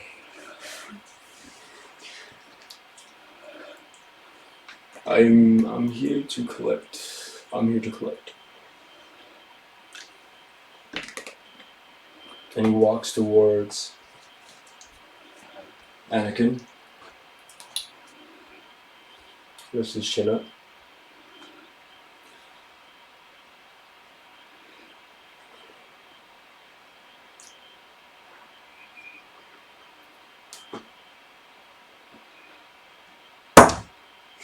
Okay.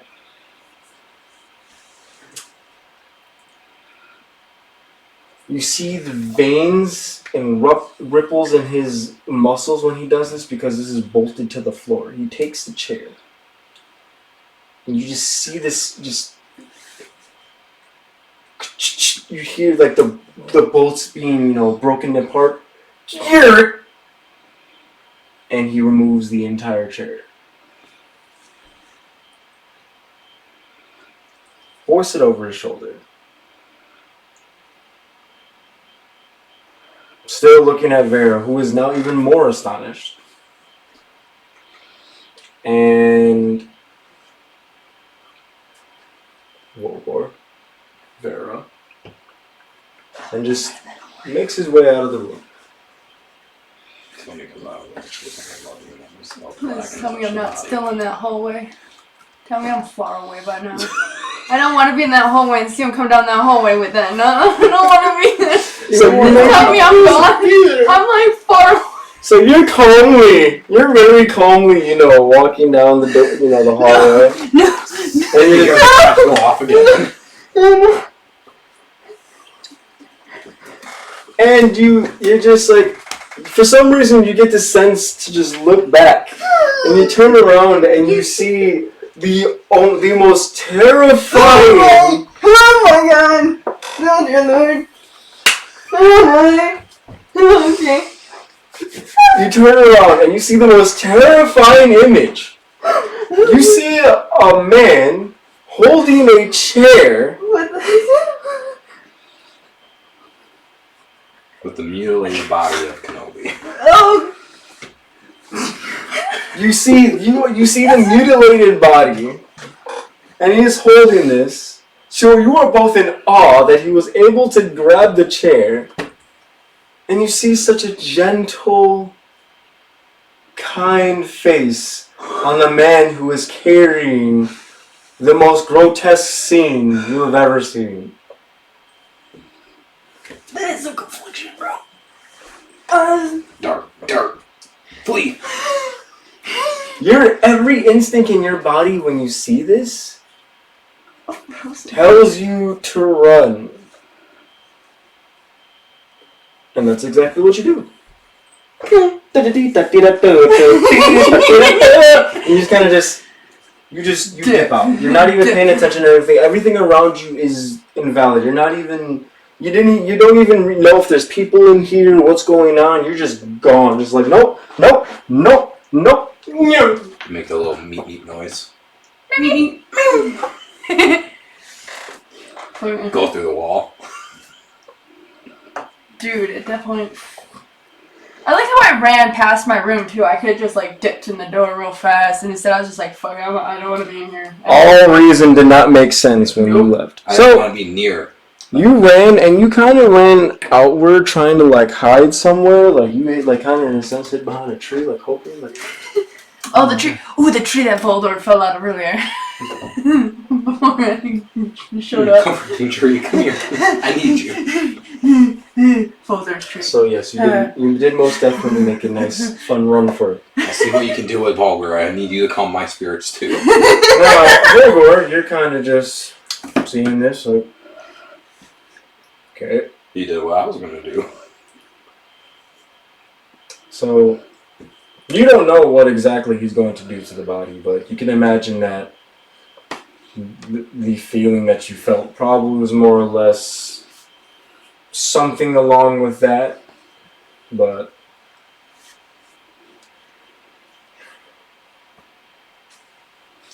Yeah. Anakin is still just... Some time has gone by. I'd say maybe about 6 hours. You've been in the same spot. At some point in time, Vera looked at you and said, hey... Actually, no. It was more like... Hey, can you watch Anakin real quick? Please don't do anything stupid. Like, just, we still need him alive. I have ways to get information out of him. I just kinda, I have some things to take care of. I look at her, I'm like, don't worry. I'm not gonna do anything just yet. That's fine, just save it for later. And she kinda just hurries her way out.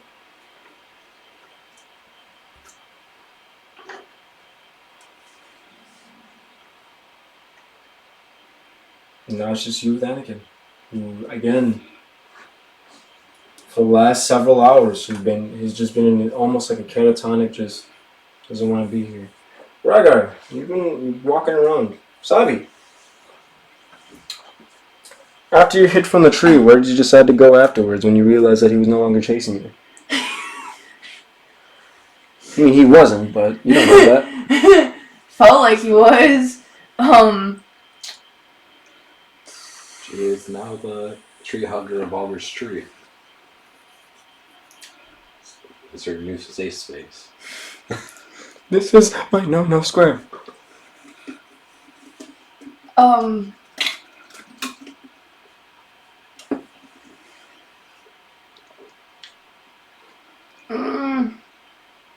debating between getting extremely intoxicated. As you know, I'm enamored by it, so I'm like, oh, that's such a good idea. But I'm also feeling pretty safe under this tree right now. So for several hours, you're going to hide under the tree? Yep, I'm hiding under the tree. I mean, it is a safe tree. Okay, you're gonna hide under your safe space tree. It's not safe space. It might have some divine protection on it. Alright, guy. Just gonna wake up and... What have you been doing for several hours? You said you went for a walk. How long Look is for this? a fucking big tree so I can hack it down, take my anger out on the tree by hacking it down. Stay away from A Alder's big tree. Okay, so you just That's our safe space.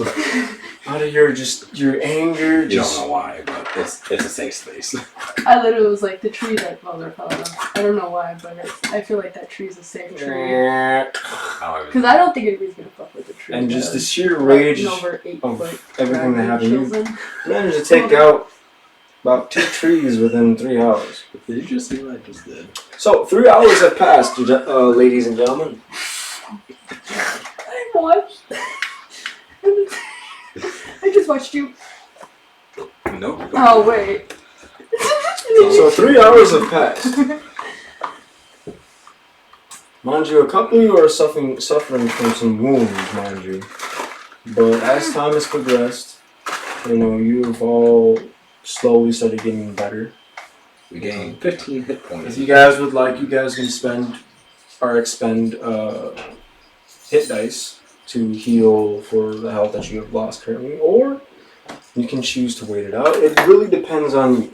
What are we rolling? You would be rolling your hit die. So your hit die has a base of what it is. For you, I think it would be a D10. Or I gotta be a D12. For you, I think it would be D6. I can roll this up to 6 times. Yeah. You can roll up to 8 times, actually. That was 8. Yeah, everybody should have 8 because you're all level 8. So for you, yeah, it would be a 1d8. I'm cool. I'm good. 6. So you heal for 6 I'm in the HP. safe tree. Oh wait, no, that was a 10. Because technically I'm with you my are safe space you are tree. short resting right now. I rolled a 10, not an 8. 4. You're a D10 though. No, it's an 8. You have a 1d8 for hit die? I think so. I should It's say- like Oh wait, no, yeah, you're right. It is 10. Freaking Okay. told you, goofball! There's a 9. So yeah, you heal for it. And you can expend as many as you need to. It's not just one. If you want to, you can expend all of your hit die. Or you can expend only a couple of them. It's up to you. However much you need. I'm just healing this tablet so I can feel a little bit better. I'm cool. Okay, so several hours have passed. You were still hiding in your tree. You're still sitting down there waiting. Vera left. You Technically chopping down Baldur's the tree. tree. But So guess what? Baldur's, sorry. I keep saying Baldur. So actually, as of this moment in time, how about we take a break? Yeah, let us take a break. We've been kind of going, we're kind of going for about An hour almost 2 hours. 50. An hour 50. Going on 10 minutes away from 2. So everybody, we will be right back with you. We're all gonna take a break, a little pee-pee break, you know how it goes. So we'll see you in a moment.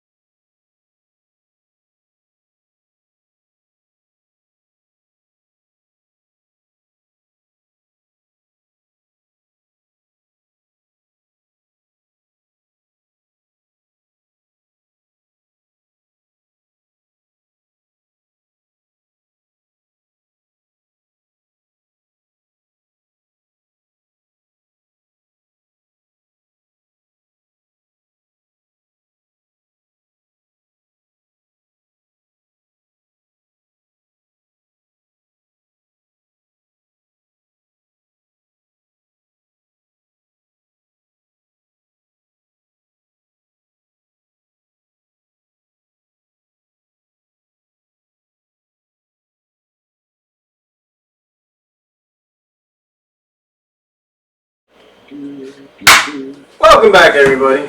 We're back from our break. We're done. We went pee-pee now. So, last where we left off on a very, I most definitely will say, tragic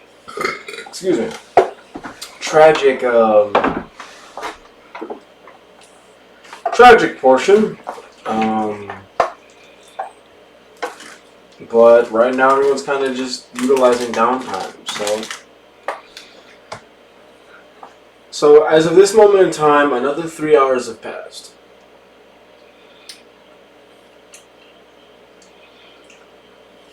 Right. Rygar, you said you were chopping down a tree. You still chopping down those trees for those other 3 hours? I was heading back to the manor and go to the bar. He switched from cutting down to punching them down. This ain't Minecraft.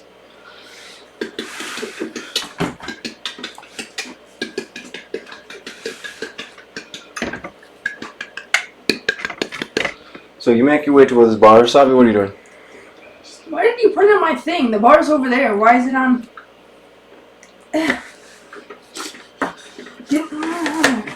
Stay off my thing, Ragnar. You know you want Rygar on there. Hey, can you pass me that plate of figurines, please? The food. That's some weird fucking food. Just dump all of this onto your freaking.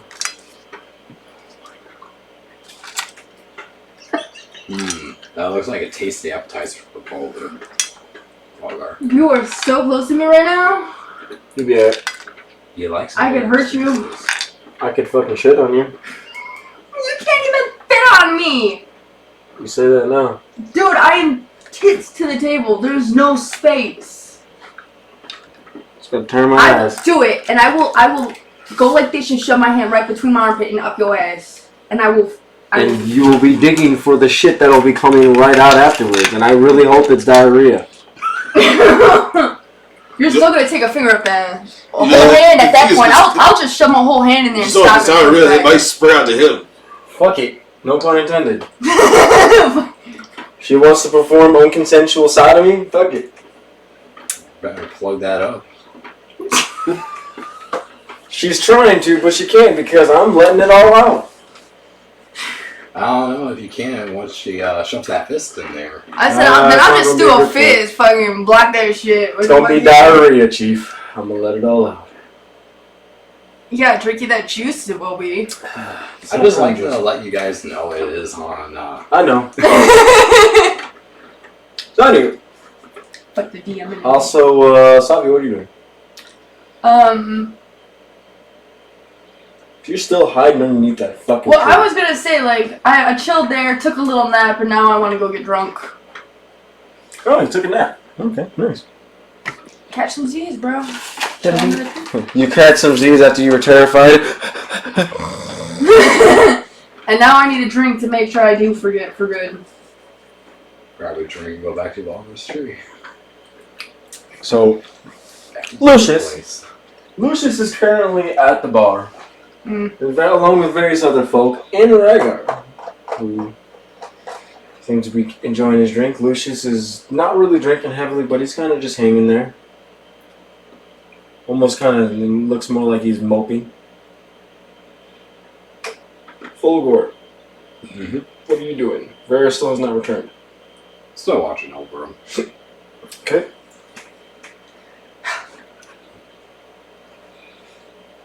You know, gotta make sure he doesn't wake up. Yeah. So, drinking is commenced. Rygar Sabi.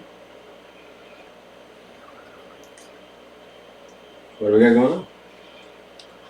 You're gonna have a few ales and that's about it. Few ales? Just a few? Yep. Only a few? Like a whole barrel full. No, that was for a different reason. Yeah, I know. But that was also a stronger shit. That was grog. Grog's strong, Joe. Grog bad. Grog bad. That's for get the fuck up time. So yeah, you are all just casually drinking. Sabi, what are you doing? Find it. I know you said you were just drinking, but no, Lucius is in there. I don't know if I want to touch that right now because I'm kind of traumatized a bit still because I just did get chased down a hall and then had to hide under a tree for like 6 hours and avoid somebody. Because that was... Oh my gosh, that is terrifying! Looks so sweet and nice and yet he has a... I just... Such a dark, fucked up side of him. One that will sooner turn your insides into liquid shit.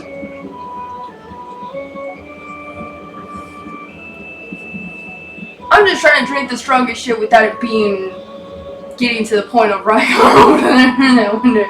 I don't want to go that far, but pretty far if I can get there. So, you're just enjoying your time. Still seems dark, you know? Like, you still sense the feeling of, Dread. yeah, just still not a very fun one. Just writing on So you're enjoying what time you can at the tavern.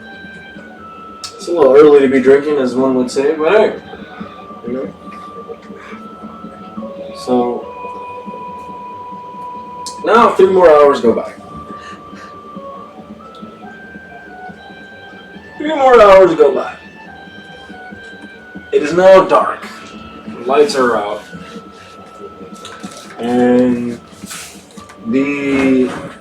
where'd I put it? The bar, or I guess you could call it tavern, inn, whichever. I would call it more of like a pub. Speakeasy. Has filled up. Condo fire beer. Bring me another round.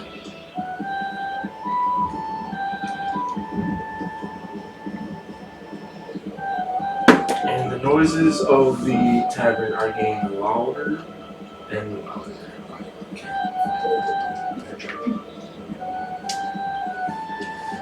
Warhorn, Brother still has not returned.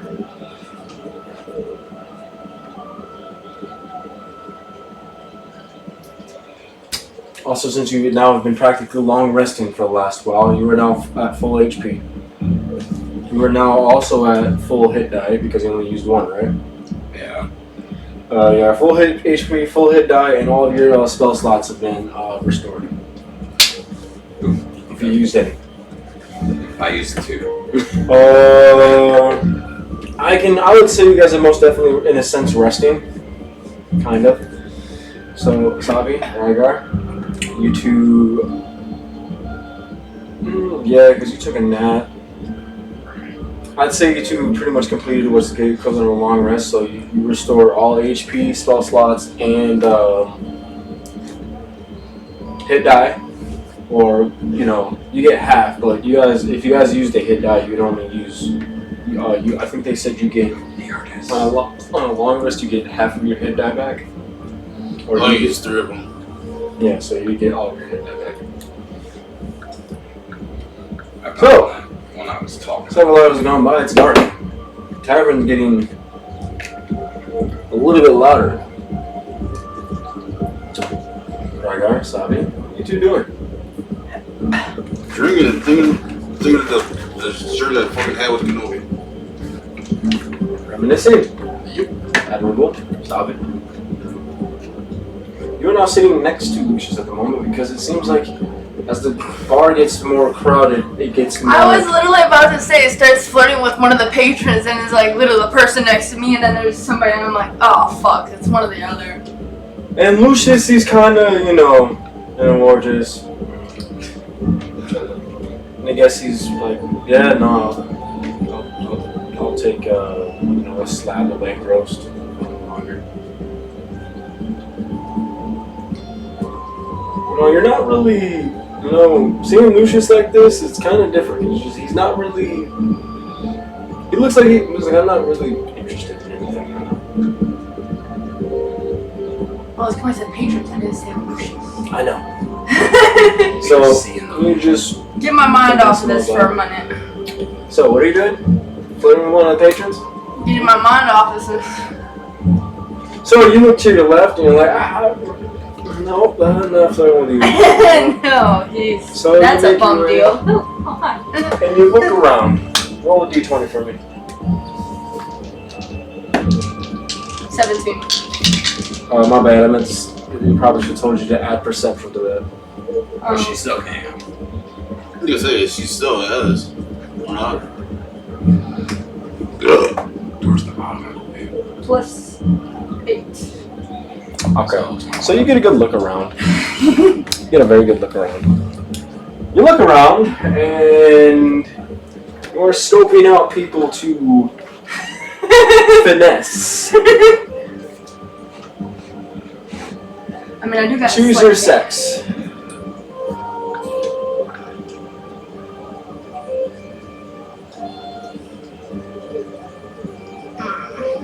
It's a hard choice. Okay, well, you have a wide variety of males and females to finesse. You look around, you notice, you see a couple of them, they look really good, and a couple that look, I don't think I'd touch that. Back in the room. Looking around, you see in various races too. You see a dwarf here, you see a couple humans there, elves, an orc,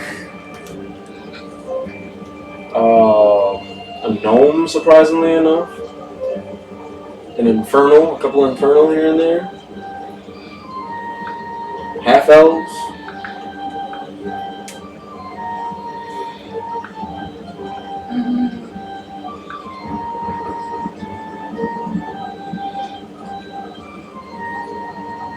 Nothing that explains this, honestly.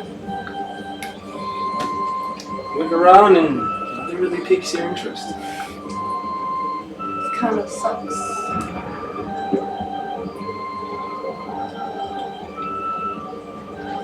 So, I'm trying to get my mind off shit and I can't even because nothing's interesting. Okay, well. no, it's because you want your mind on someone else. We all understand. It's the dwarf all the way in the fucking corner.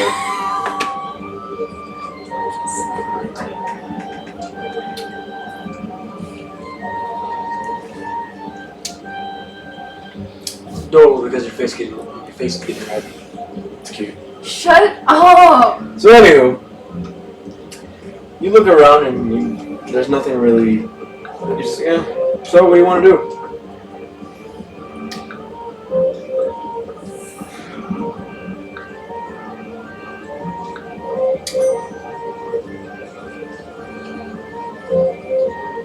See if there's anything stronger.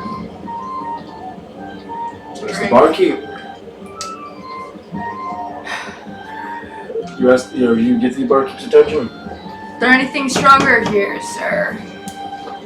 Oh, of course it's much stronger for you. And I don't mean grog, something less than grog, but pretty strong is up there, you know what I mean? Oh, well, we'll have to say that we'll give it a price for you. You've got the money to count for it. So far, you haven't paid your tab. I'm gonna need you to pay for your tab first, and then we'll take care of you. So far, you're at about a whopping, give or take, gold piece and a half. At this point, you can have my whole purse, just something, anything after today. Alright. Well, we have me finest dwarven ale. You get you knocked right off your ass, it will.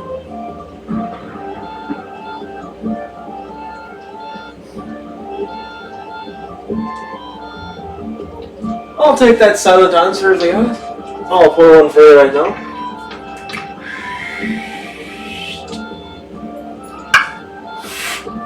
There you go, lass. Enjoy yourself. Cause they're going, alright, Lucius, who are you gonna sucker and pay in your tub now? Lucius states, like, you know what? Pulls out 3 gold coins, slides it forward. Oh, then that's your shocker. You're paying it for yourself. Well, I'll be damned. Are you alright, Lucius? She responds. Yeah. I'm fine. Just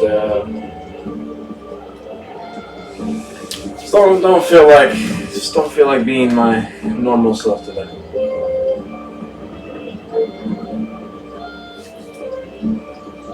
Oh, that doesn't sound lovely, does it? You normally bring such a fun about the tavern. Go on, play us a song. Not today, Bjorn. Not today. Just like I said, I just want to enjoy my night. You know, good food, good ale, just something to keep me going.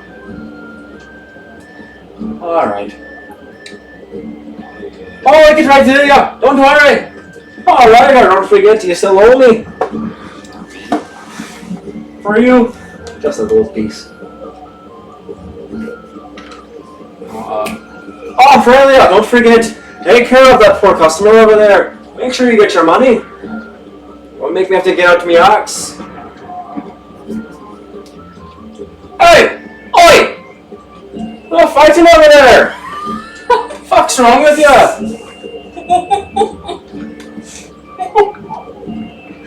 The normal rustle and bustle of the tavern.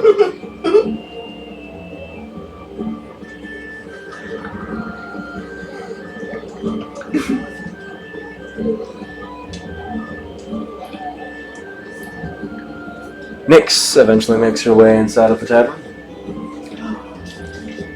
And Nix sits down. And just sits down and waits. She has her eyes fixated on somebody. Somebody's the barmaid. Ah, yes.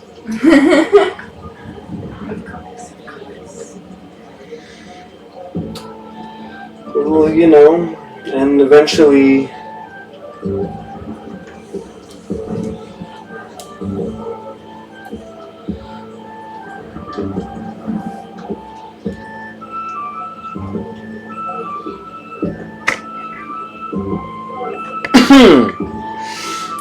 Vera makes her way in.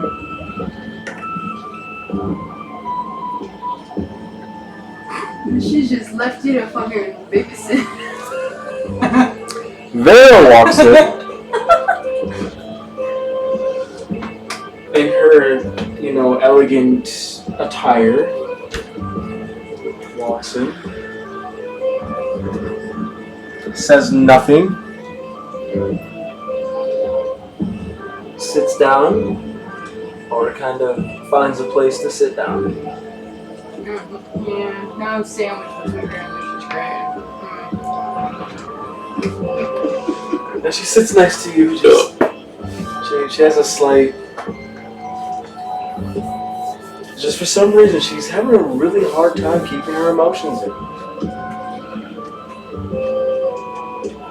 Like it's just like you see this just great, just it's weird. Like she's like just really smiling. Like she's on cloud 9 at the moment.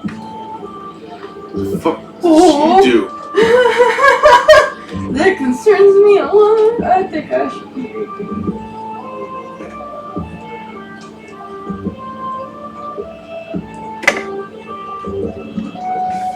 What should she get into?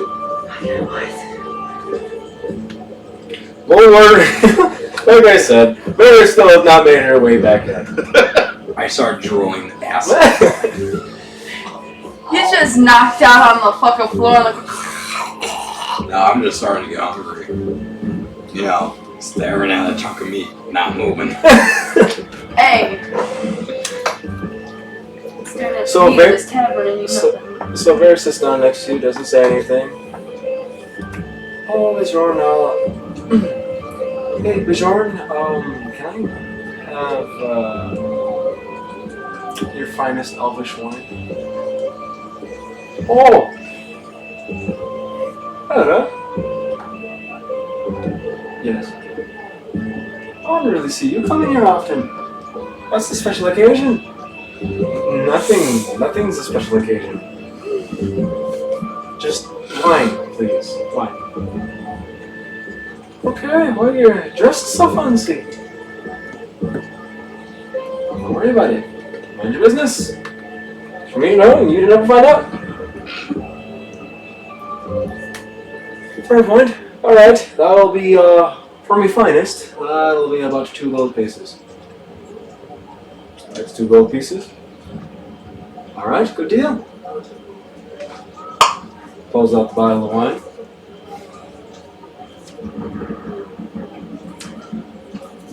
Sabi, smiling, and then she just takes the bottle and walks out.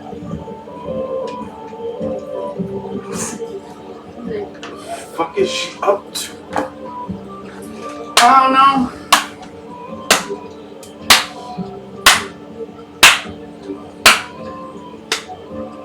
What's up, guys?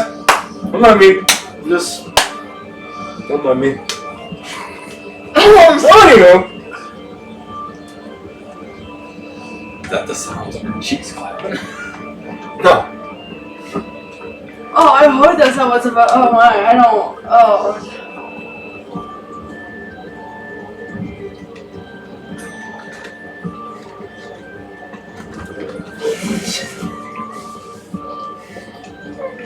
Some time passes. About roughly 5 minutes.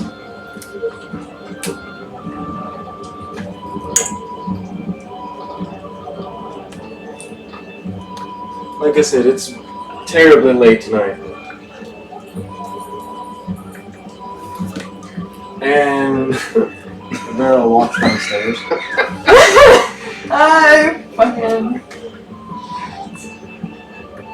Except for when she comes downstairs, you're still, probably passed out, I'm guessing. You're awake?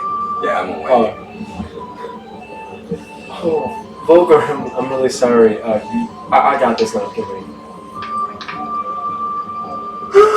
Fuck is she playing? I'm looking at it all suspicious. You don't really see Vera this excited for something. Like, About to. Oh dear. are you sure? Yes, please. Fuck is she playing? No, I'm just gonna sit here and watch. No, I would really suggest you get the fuck out. This is funny. Fuck is she doing? Don't wanna know. I'm gonna activate the traps. Volgar, I really need you to leave.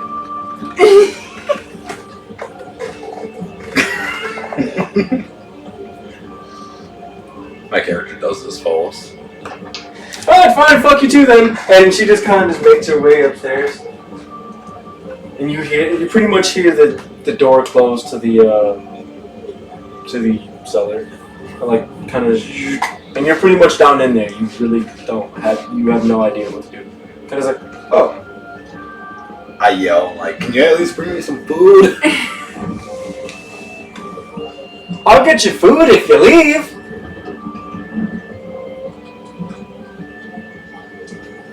Fuck it. Or at the very least, gotta shut the fuck up.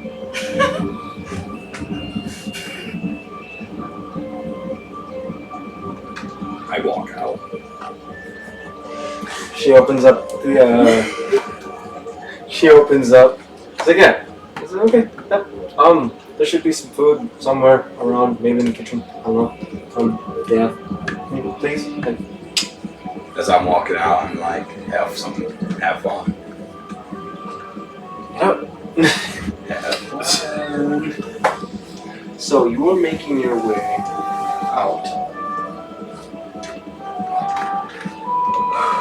You're making your way out. You're kind of just like, you're like, it's kind of weird that she's really excited, and it's almost, normally you don't get that giddy when you're about to get something. It could be more likely she's trying to get something. And you're thinking, that's kind of fucked up that she's gonna bang. Yeah. It'd be kind of fucked if she bangs Anakin. It's kind of disgusting. Like, really? Just killed his brother and now all of a sudden you want to fuck him? It's kind of weird. So, you open the door and you see Jedediah in his normal attire. well, his casual attack. You open the door and you're like, oh. And you kind of bump into Jetpack. So your face is all. Ah. Yeah! Oh. Hello, little boy. What can I help you? Like,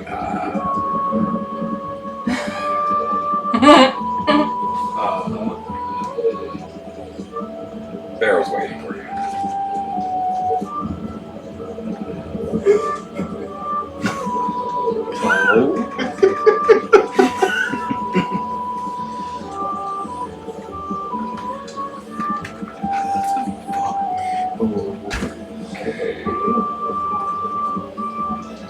Thanks for that.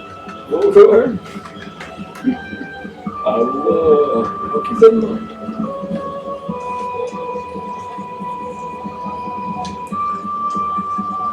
And, you know, you hear the clamber and you kind of just make your way out. So where are you heading? They get food. Where are you heading to? I guess the kitchen. Aw. Fuck it, the bar. Hey! Yes! Someone that I can actually conversate with that. Yeah. You find somewhere to sit down, Oh.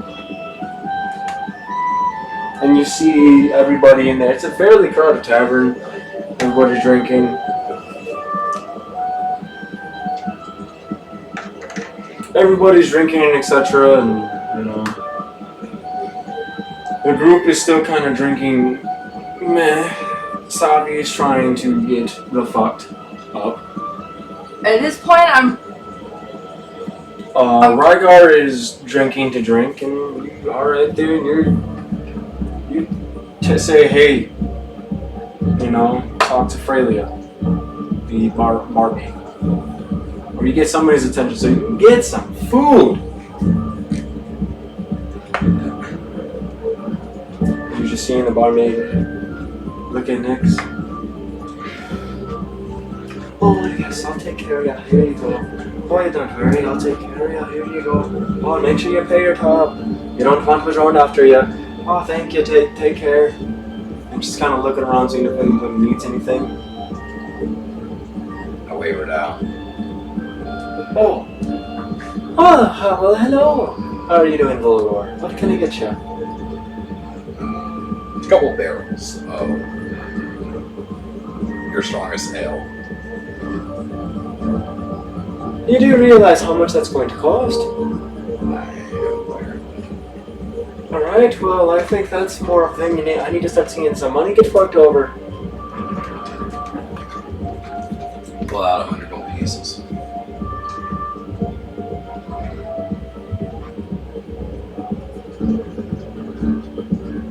Well, alright then.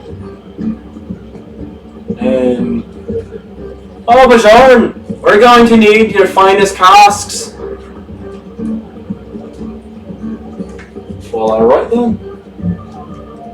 And he grabs him.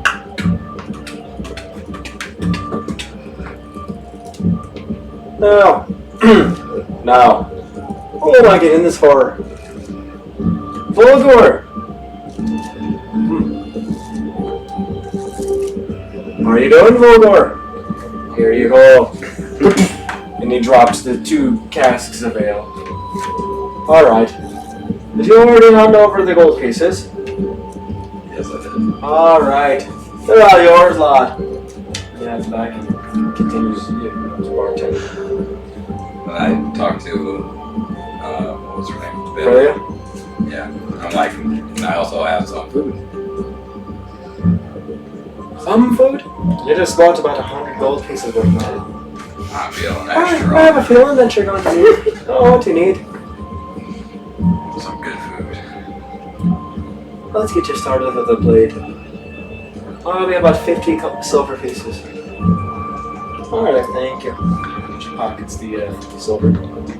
So you just gave up 100 gold and 50 silver pieces. It'll be right with you. And she goes back and she starts kind of doing her best to, with the limited space she has, cooking and trying to set everything up.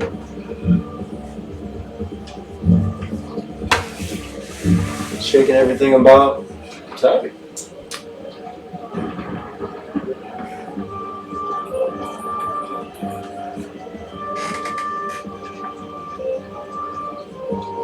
I don't remember if I was armored or if I was still. I don't even fucking know what I'm wearing at this point. I just try to stand up to my best ability at this point. Go to my Where are you heading?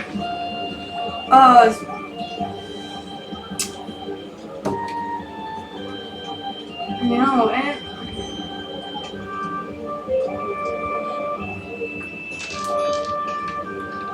Where are you heading? I'm gonna go take a nap behind the front desk. Don't ask, it's what's happening. You roll a d20 for me, please. 7. Falls right off the. Dude, I said to the best of my ability. Which, if I said it, it's not that great of an ability right now to walk. Stand up. And you just whoa, and you start falling. But Lucius was there to catch you. I don't need help. I'm strong. I got this. And he kind of just he's like yeah, says the one that almost fell and ate some wood today. That would have been delicious.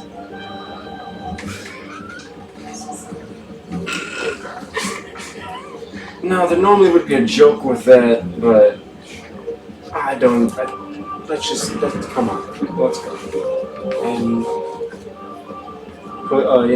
pretty much hoist you arm over his back of his neck. It's like, come on, let's go. Let's get you out of here. And I'm looking at them. Lucius holds Salvi, and pretty much is at this point escorts her out.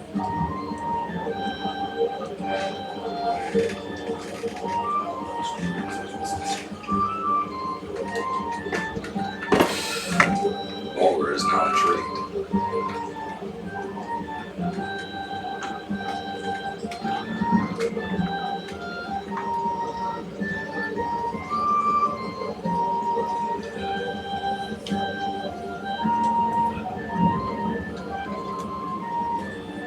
You kind of get a general gist. You look up and you see the office of where Elytra is at, and she's kind of doing her own work. But the rest of the room is kind of empty. Not really a lot going on.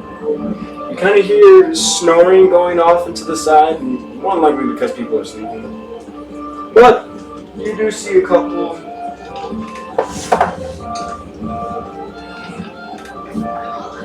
You do see a couple of people clad in black kind of walking around, just doing their thing.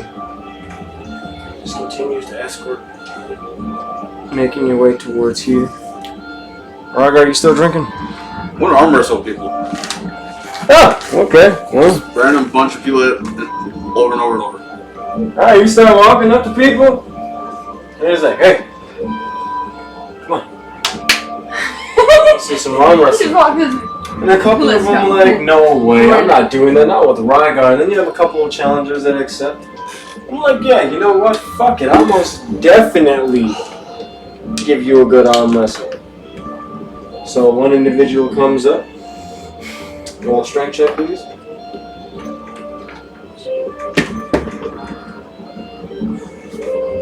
That'd be a 14. First person that walks up. Everyone's ready? Ready, go! Kick. You just, yeah. And it's, and you're obviously winning the arm wrestling. You knock his arm down. The other person comes up. Also, my hips move. One of your muscular arm was like, hey, you can't do that to me. It may be tougher, I got, but I'm tougher. 15. There's another one. Anyone who thought he was tough. And you just then tried and failed. Another one.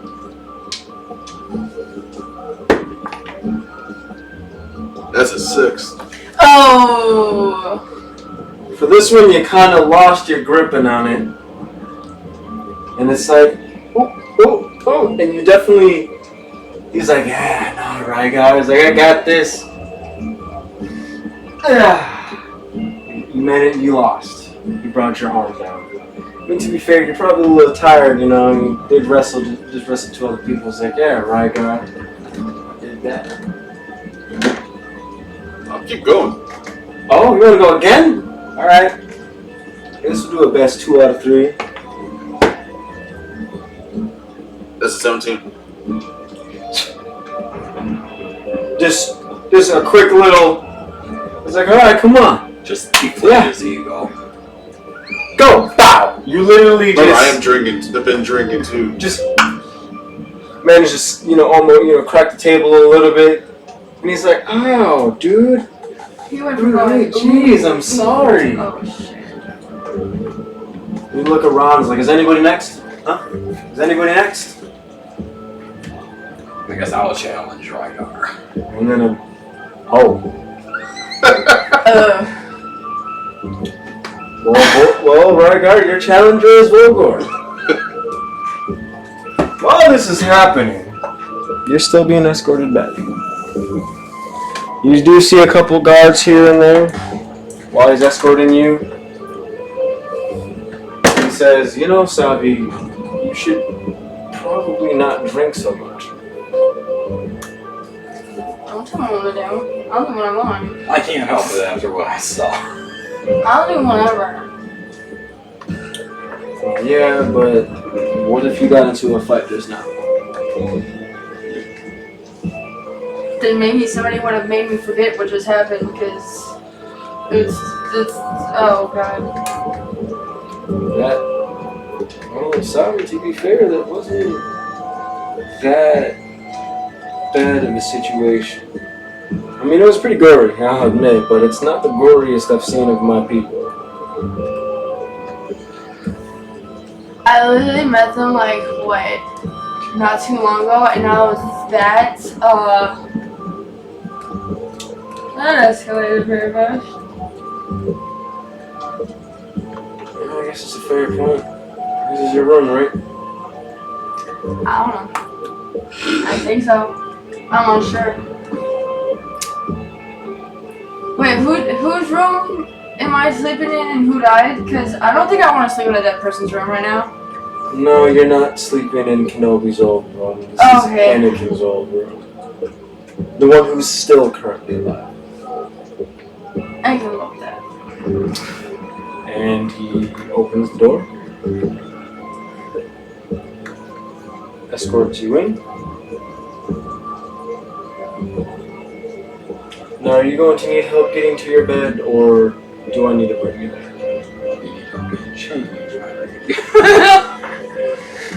I don't think that's on his mind.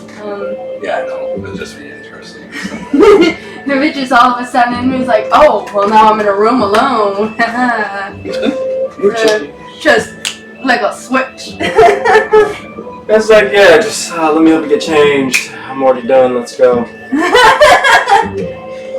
Just the whole mood just shifts like a blink of an eye. So, Savi? Kind of just standing there. You need help to your bed, or should I be now?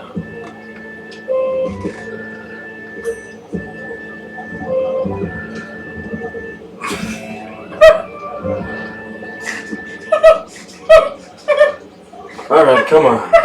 And he kind of just, alright, come on, you got it? God damn. Just flops you on the bed. Just face first. Legs up. He's like, you know what? I'm not helping you change. You're on your own. And he Bye. walks out. Closes the door behind him. And that's what you hear last from Sabi. I mean, it's like, that was the last you ever heard of Sabi. Oh, God, what happened? Damn, Lucius! Damn, he brought me to bed and all of a sudden I just fucking vanished. Okay. So how'd this arm wrestle contest go off between you That two? roll is 16. Remember, it's a strength. 23.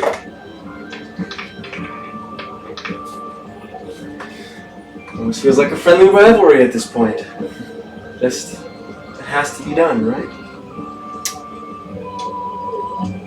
Two arms go up, and clear size difference. And latch onto the hand. And he begins.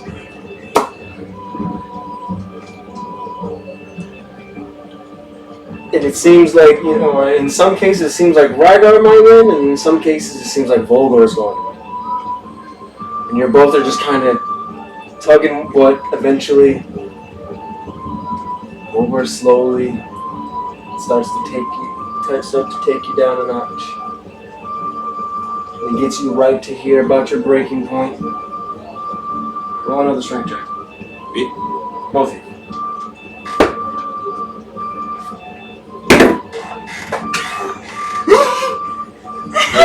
Sex.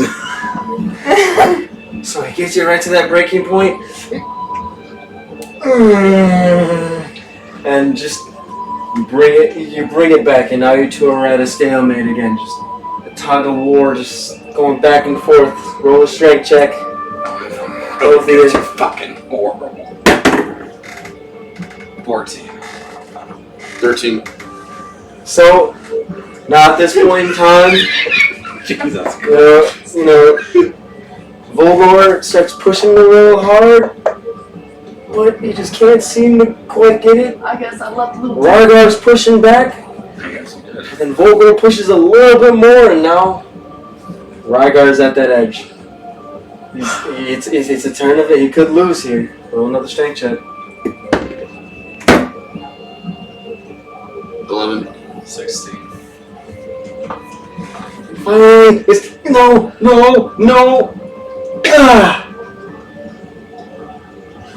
Volgar wins. And you hear the entire tavern going in uproar.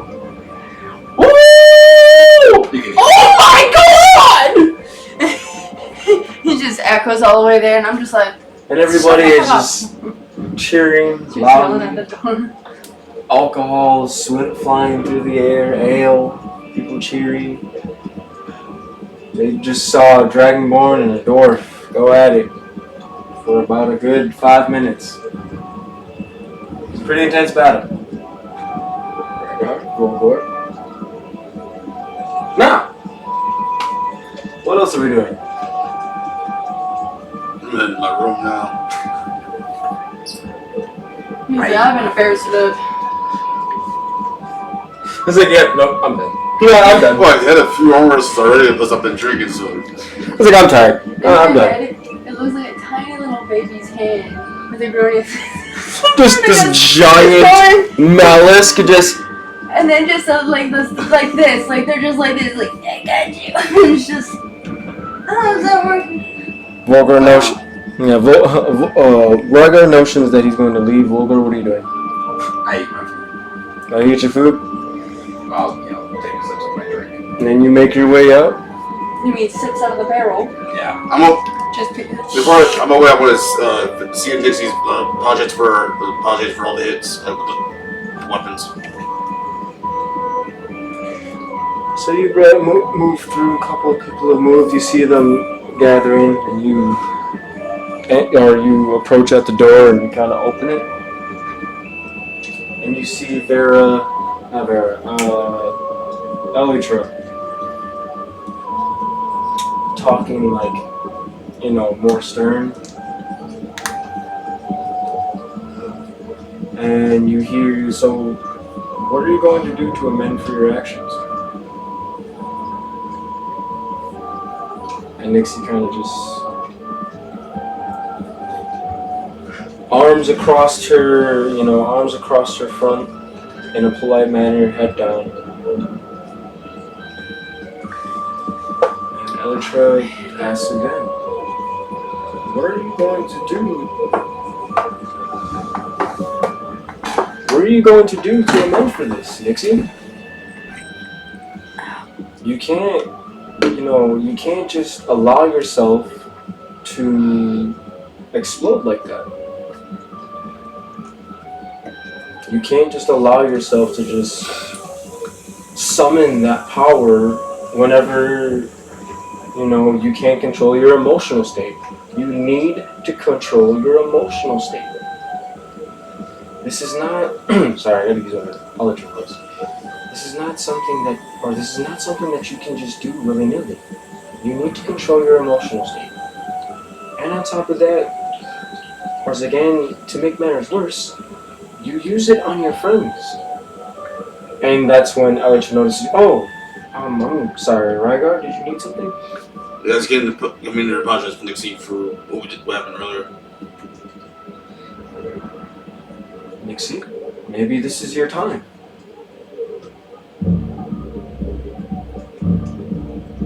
And she kind of just stands there, says something in Inferno. Elytra interprets and says, she's sorry. Elytra responds in Inferno, says a couple things, but it seemed like it was more of, more accusatious or, more, she sounded disappointed. Nixie responded. And Elytra just listened.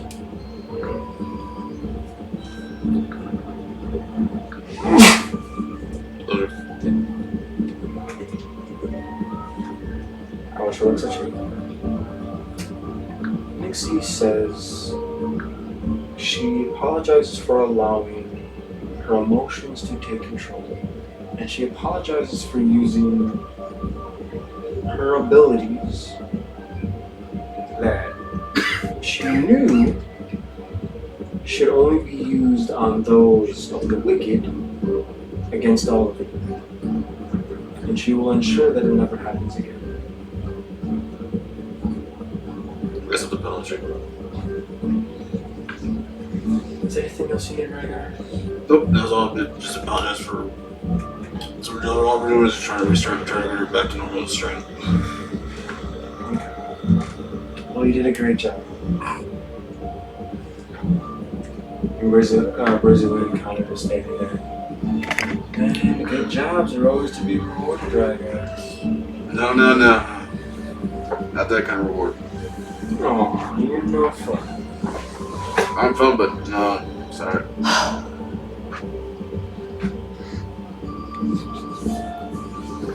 And you make your way back out. Seemed like a pretty intense situation. And you said you're making your way back to your room? Mm-hmm. So you kind of make your way through, seeing everybody. You saw one member of staff.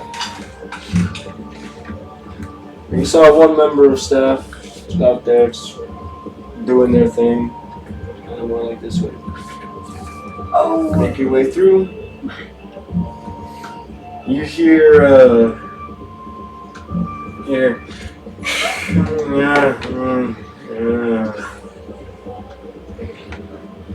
what you hear coming from Savi's room or Anakin's old room. You assume that more likely. Well, considering you don't hear clapping sounds, you can imagine. Probably hear snoring. You can imagine that. Well, Lucius must have really not been in the mood tonight. And you made your way back into You're crawl into your bed. Now, both of you are asleep. The only one that's awake is Volgor. What's up, Volgor? What are you doing? What's going on? What's the process? While I'm done eating, I'm gonna bring my alcohol to my room. Whatever's left of it. So you grab whatever's left of it. Tell the barmaid you're leaving out. Barmaid comes back. Volgor. Oh, Volgor, you kind of owe me a lot. Kind of gonna need at least a couple gold pieces. You ate a lot of food while you were here. I gave you a plate. You asked for several.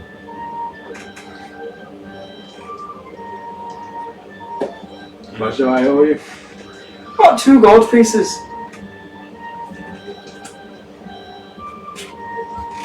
I'll take that. Thank you very much. Thank you for your patronage. Take care now.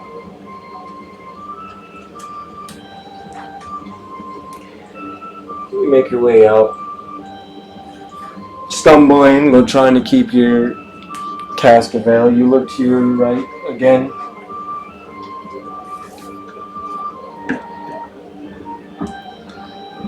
You see, the guards walking around.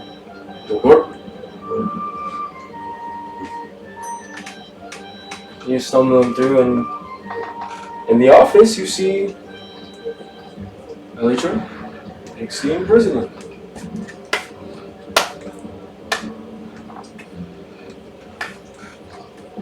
I drop the bear off right in front of the desk, and I'm like, "Who are you?" So you barge in.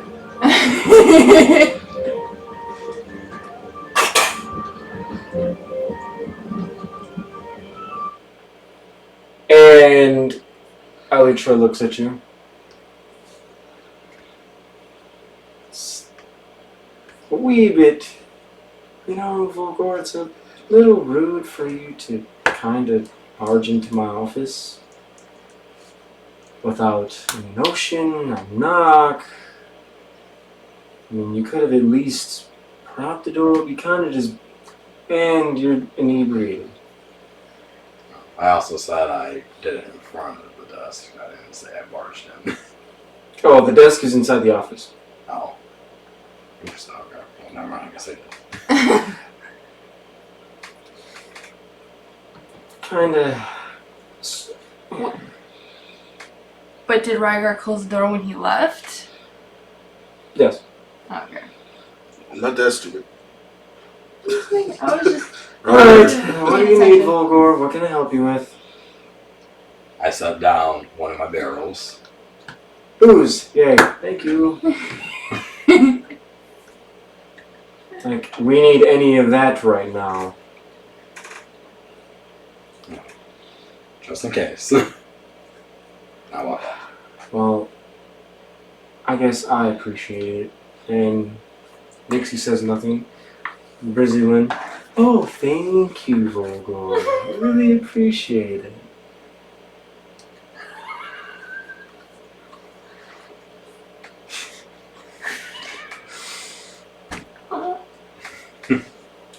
Alright, is that all, Volgor? Can I get back to what I'm doing? Yes. You can kind of just close the door out of politeness.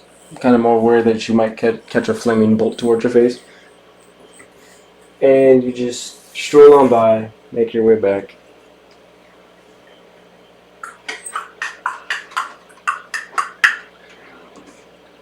Hello, Volgor. The staff walks by. Stumbling through. You're not too inebriated, but your legs seem to want to do their own thing today. Keep making your way through.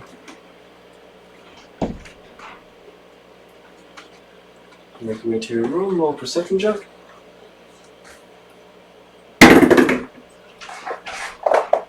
Is that 10?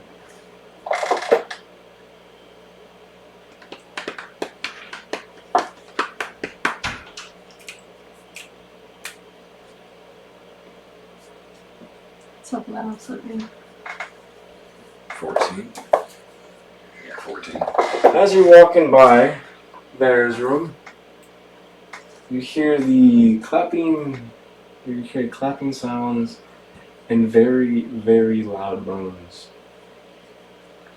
coupled with yes, right there. This is amazing. You're so thick. It doesn't fit in my... You get the gist. And you can only imagine that there's a possibility that Jedediah is putting in the work on poor small Vera. I grin while I walk past. I I knew it. And you make your way to your room. And while you lay in your bed, you're just hearing the insistent sounds of, yes. Okay. Just in that tone, too. Yes. Just monotone as fuck. Well, it's not monotone. No, it's monotone. Yes. Very average. Just like. But very And flexible. and the night as of this point in time ends. We are now on to the next day. Look at that. For the first time, we actually made it to a whole new day.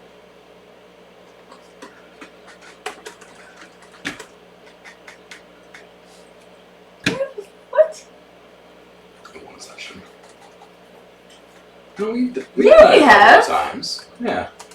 I mean, I don't Got know. drunk, passed out at the table, woke up the next Oh, day, yeah, and that's right. woke up next to fucking Rygar, fucking just catatonic, vomit every fucking way. Oh my gosh. You wanna put that? Okay.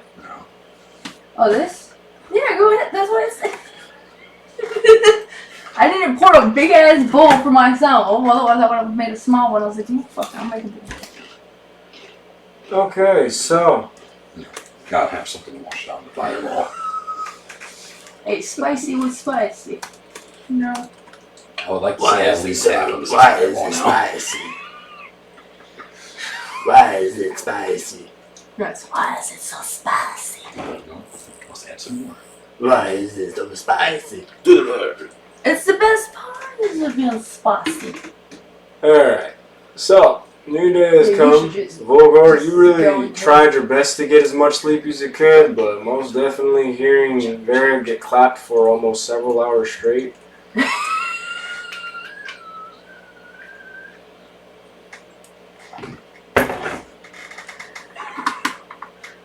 Like at some point in time, the sound stopped, and you don't know why. You don't know if maybe... I feel so You don't know if it's because Jedediah or whoever was in there went to sleep, or Vera just couldn't take it no more. You did hear a couple times, I can't take it no more, you're breaking me. And various other comments like, you're carving your shape into me, so. Break me harder. Oh my. Various things along those lines. Fuck. Use me as your tool. You heard a lot last night. So. I'm so thankful I was so drunk that I don't. What was fucking Burr up to? Oh my gosh, that woke me up. I would have had to fucking go outside to that tree. Oh my, we're safe space. We're safety tree. Don't touch me, no square. You know, I should have done that. Safety My tree. character was Hey, drinking. My Don't safety tree. Hey, don't touch me there. That is. Yeah. Oh, no, square. At some point, I'm at the tree. Damn it! I wanted the tree. Hey, you can do it too. You're drunk. At some point in time, Just you wakes may up not. in the middle of the night. It's just wakes Hearing up all in the those tree. insistent sounds, like there's all those sounds, you're like, man. Also, not to mention, if I woke up in the middle of the night, I probably could hear that echo through the fucking hallway. Well, you're still drunk. You probably blanked. You're sleepwalking. Your perception's pretty dulled. Okay, thank Sleep. God. I just want. You can, just black out and appear at the tree. Wake up under the tree. You're at the top of the tree. Just. How the fuck Oh, I so get here? how you do it? Just laying there, just looks. Oh, so. And I have a special bond with that tree. I haven't even told you yet. Oh my, What the- special bond with the No, tree. it's not. You sick bastard. You No. sick. I remember one of my abilities. Yeah. So what building? Oh God!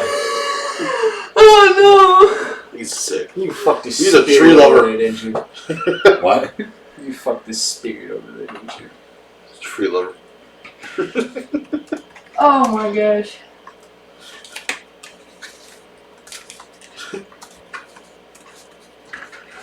Oh man, what is that again? What is that again?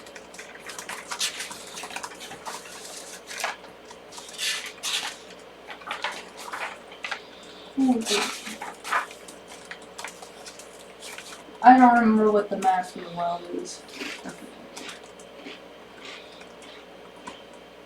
Where's my just sticky notes? At this point, my pages are just gonna be sticky notes. I already got. Alright, Like, so this is what's going to happen. I have another notebook if you want it. well, I got this little notepad. It's so cute. So, It's compact. you are at the tree. Savi, Rygar, you are both waking up.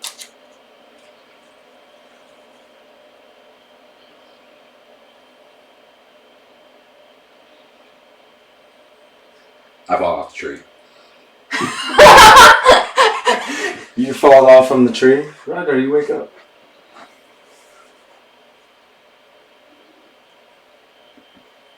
I'm laying back down. Laying back down. Savi, you wake up. I was literally that. Like, I already had this when I was like, gonna go for a walk and chill under that tree. She heads towards the tree. Heads towards the tree, just sees just chilling on the ground. No, while you're walking to the tree, you look out the window and you just see me fall. Just You look out the window and just witness fall goes like this shit. just a Right. big, huge. Just, And you know, every time I fall, you just see the ground go a little bit deeper. at this point, it's like a perfect indent. It's like a nest. Basically. You just see the indent of it.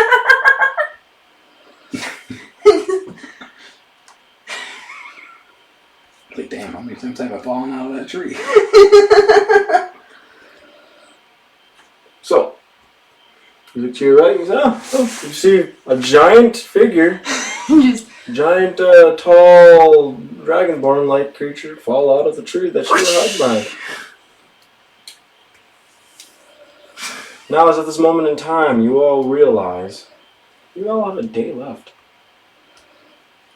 Technically, today's the day to make that journey to start your new adventure. So, if anything, do what you must do. Try to start the adventure soon, as one might say. Fucking time. and you're still laying in bed I'm like saying it's out of character. But you're just like about to remember that there's still Anakin to be dealt with.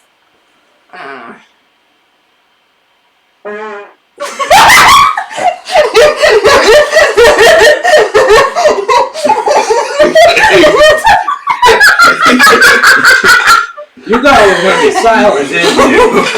You have anything to deal with. Damn it, Anakin! We heard it from up here! Everybody's just like, shut the fuck up, Anakin. Oh, that's great. You know what? That was perfect. He's just downstairs and he's like, I've been down here for a very long time. There's no bathroom, so like, And you vaulted 2 chairs. so I feel bad for whoever's in the room. Cause it's just gonna waft up the stairs. Vera's just gonna smell ass. I mean, he has been down there for what, 2 to 3 days? Wait, didn't you say that it's under her bed? Yes. Oh my god, it's gonna waft over. I mean, In theory, yes, Anakin did hear everything that went on upstairs. Oh my god, do you know what? I wouldn't be surprised. She's a Wait, I thought the point of the torture chamber was soundproof. Unless you left the door open. I mean, that the only thing that's really keeping the sound out is that bed. But they're on the bed above the. Oh my. The room technically is what's soundproof. Wait, her bedroom? Yeah. Then how did he hear?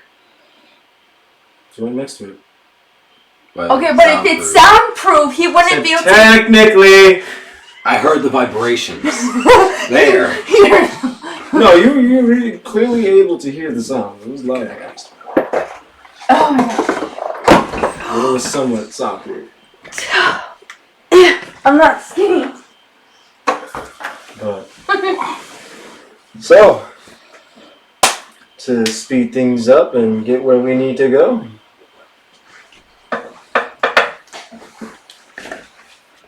So, let us get started. So, Sabi, what are you doing? He throws the phone over as he's on the floor, on the ground. He just looks at him. So yeah, you once Crispin gets out of the bathroom, He just witnessed it.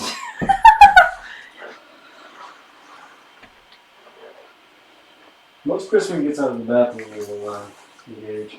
I forget. Alright, what are we doing? What are you doing?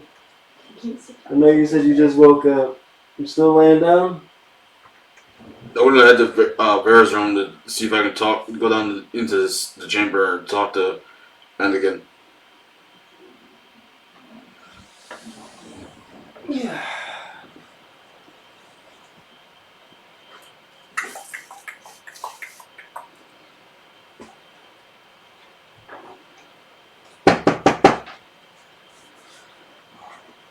No answer.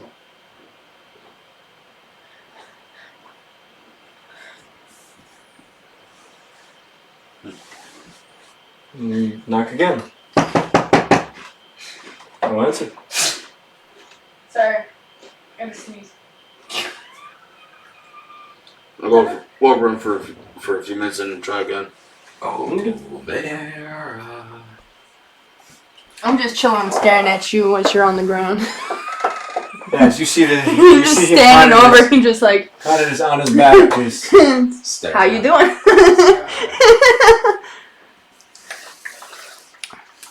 You also look out the window and see me on the ground. Me just standing there like. You see Volgor on the ground, and you see Savi hovering over him. At this point, you kind of almost feel like Oh my god. maybe Savi might have fucked up Volgor. He just keeps saying. What happened here? Wait, he's like fucking 10 feet tall. I'm only 5. What? Do you know what? That'd be impressive. Someone comment. Yeah, exile question. That's what happened here. Also, you're near us. Okay. Just watching the sky. Just I- watching this guy. Hey, Why are you just dead into the ground? I continue walking. You also see the barrel next to the tree. That's why I continue walking. So they gave you the barrel back? Yeah. I took the barrels. Remember? He took both barrels and he left one in the room and walked off with you one. said whatever was left. I can imagine you probably drank most of that. Yeah, most of it. Okay, well. Yeah, you see the cask of ale next to the tree. I continue walking and shake my head. Now remember, today's the day, so you might want to go and get everybody as much, get everybody. Who's the sweet dreamer? Oh, I had Me. to tell the town dragon Gary. Let them know we're getting ready to go. Takes you about 5 to 10 minutes. So you are not going to 5 to 7 minutes. Now within those 5 minutes, just you two at this point. So how was that fall? Riveting. Bail. It looked fun.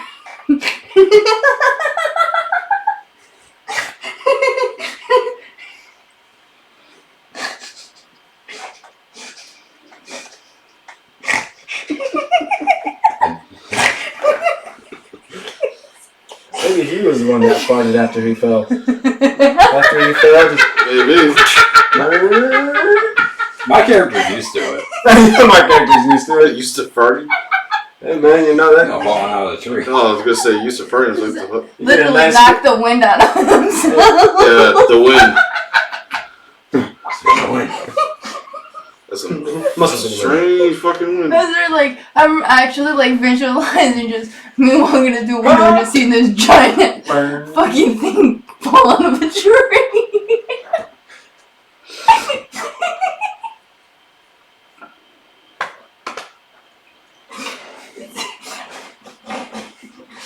Oh my god.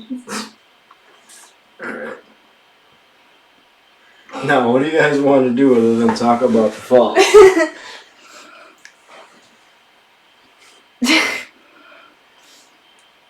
So I know that we have that thing that Still We're recovering so- from last night? that we're supposed to be doing. That kind of yeah, stuffing things. After the bottom and prepare for the quest. Yeah.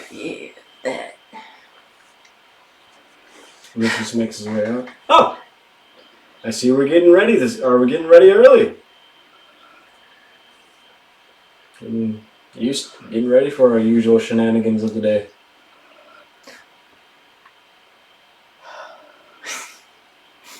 Volgar, I see you are on the ground as usual. Lucius, I see that you're not as proud as usual. Well, Volgar, I am always proud and loud. You are just loud and Wow. well, Loud.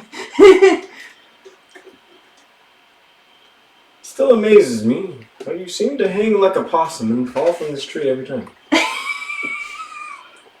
You would figure you'd stop doing it after a while, but And it became a ritual.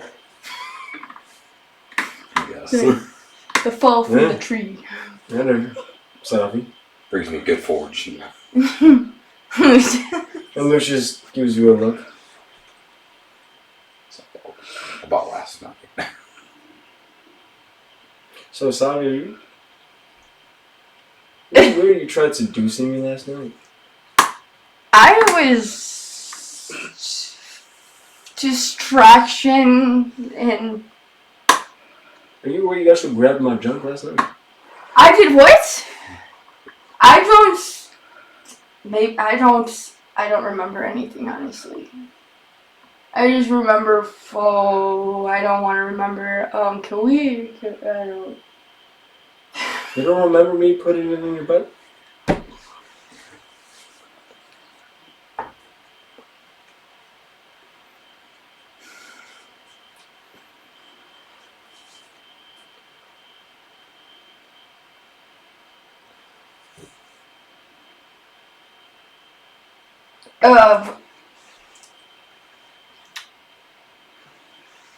Savi, I'm kidding. I was gonna like just looks at both. It's just like Yeah, no.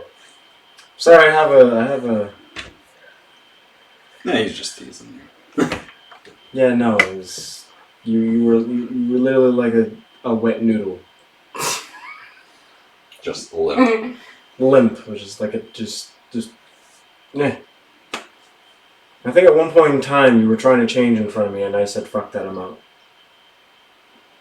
I look at Lucius. although I'm You pretty didn't say. sure No, I pretty didn't sure say. I stated I was unsure if I was dressed any longer while I was in the tavern. So at that point either he walked me out half naked or not. You were wearing the majority of your clothing, although they were on their way of falling off. Hey, I had like they are now. Looks. Well, I woke up and I saw him fall, and I just. I woke up like this. Okay, Forrest Gump. And it felt amazing. Run! And yes, no, Volgor, I didn't say. That's a little surprising. With a shocked face.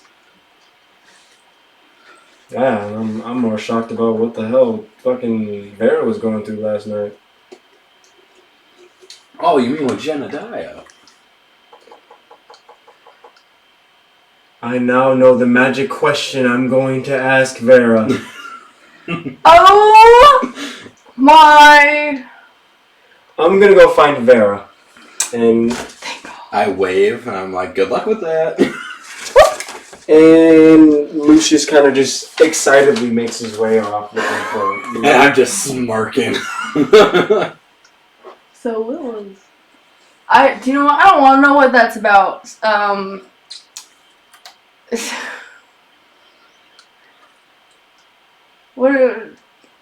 I'm still unsure what I'm supposed to be doing. Oh, are you prepared? You got all your everything ready? belongings, spells, potions, cocks, dildos. The whole 9 Socks. yards? You need to have them socks on, otherwise it's gay.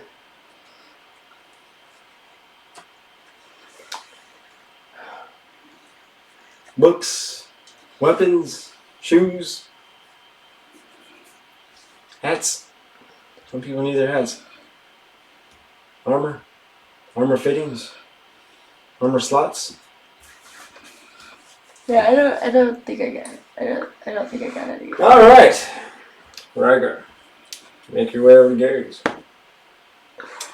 Do do do do do do do do do do. Yes, come in. Open the door, walk in. Make your way in, and you see Gary, who is kind of packing most of his stuff. Yeah, that sounds about right. Yeah. Yeah. Hey, you. Not you.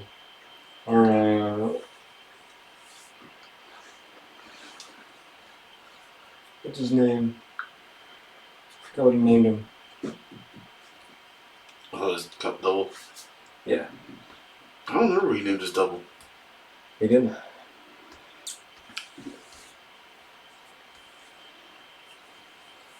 Hey, Black.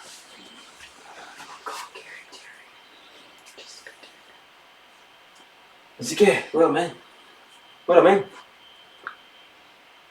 You got all the stuff? You have all the stuff back? Yeah, man. Got all the stuff back, man. Why are you using that voice? Don't worry about it, man. Don't touch my stuff, man. That's person to touch my stuff. That's the guy that had the wagon. The wagon's gone, man. Okay, can you stop talking in that voice? Nah, man, this is my voice, man. You want me to come with you? You want me to stay here, man? I'd much rather you stay here. Whatever, man. Just know, I'm gonna touch my stuff, man. Put them in the back, man. My hearing. Okay, Rygar. I believe I've got everything for the most part, like all the essentials. Hey, man, don't touch my stuff, man. I'm not. Shut up! I'm not touching your stuff. Like, go somewhere. Whatever, man. Fucking pussy. The fuck was that? I have no idea. Let's get out of here. And he kind of just takes his stuff in a hurry and walks his way out. And unless you want to continue here, No. what up, man? We walk you out, way out. No, I don't want to do that. So now you are with Gary, and you are making your way towards the manor. On the way back, I don't know what happened to Kenobi. And on the way back, he's like, "Holy shit! Yep. Wow, it's fucking wild." So, I mean, I guess I kind of figured Anakin and Kenobi were kind of fucked up. I just didn't think they were that bad, and Neither did I. I mean, whatever happened to Kenobi?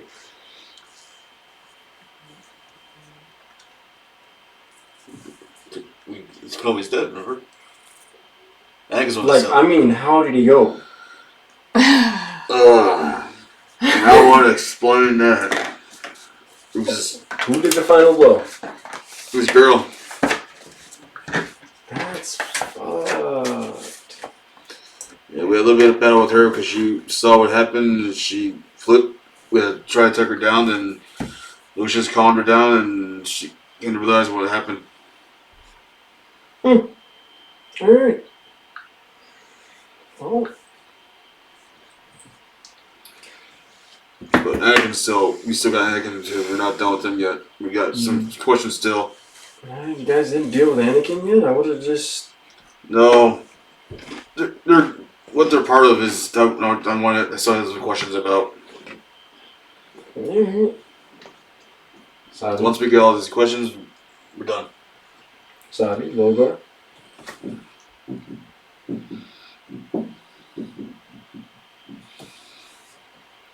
When we're done with Anakin, can you leave him to me?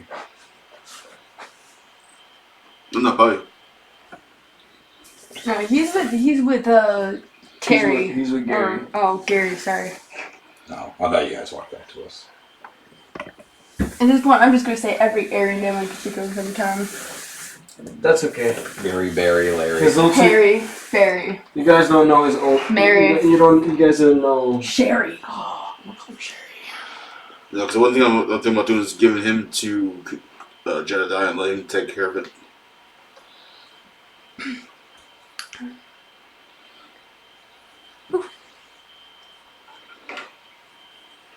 One almost fell off. So, when Angel wakes up, makes her way up.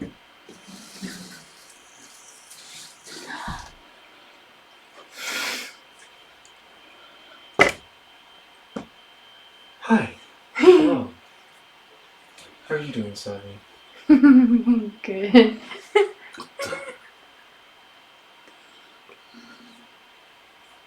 Is Savi okay? I know yesterday was a very traumatic event for some. Is Savi okay? Savi, are you okay? Great.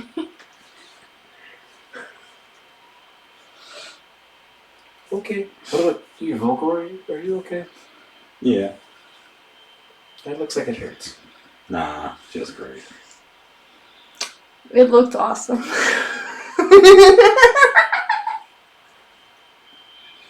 Slowly steps away. I'm going to find the rest of our group and hopefully get us ready for this journey. And she makes her way back inside.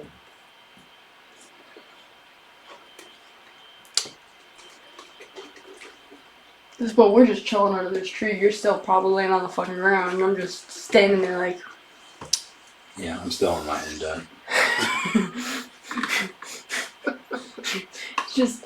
And it's a nice size, like, crater, too. Like, you could probably bury somebody inside that indent at that point. I am part of the crown now. And just... And that's just the point where you can just... just hear the shit as somebody walking by. Just sit up. It looks like you're popping out of a grave. Just imagine, because the receptionist can clearly see the tree. Every morning he has to witness this. And like... Well, that's the wrong window. The receptionist is over here. You're over here. I'm talking about the other side. Yeah, they can see a clear view that way. There's a door. When people walk through the door, because Yeah, when she people walk walked... through the door, but when the door is shut, they can't see. So, Oh, damn. now is this moment in time. There's so many doors. The receptionist leaves that door open just to watch it. Every morning, just so he can Yeah. witness this shit. Oh, it's 6 o'clock. I open the door. I Just hear so you coming off in the background. Guys! I found Vera. I slowly rise. And guess what? I asked the mess a question. And Vera's like, oh my god, shut the fuck up. Stop. I don't want to talk about it, okay? It's just, don't want to talk about it. And something you guys noticed different about Vera. I look at her. Was it that bad? And she smiles. Wait. No. But I don't want to talk about it. Stop. And as you notice, you hear kind of a little jangle. And it's when you see there's a collar around her neck. And a broken chain attached to it. Not too long, but it's still small enough that it slides just in, like, between the breast region. So guys, shut the fuck up. Lucius, shut up! Yeah. Oh, hey, what's up, Rygar? Shut up. So. That's all you're gonna know about? Shut up. But like, I gotta talk about it now. No, you don't.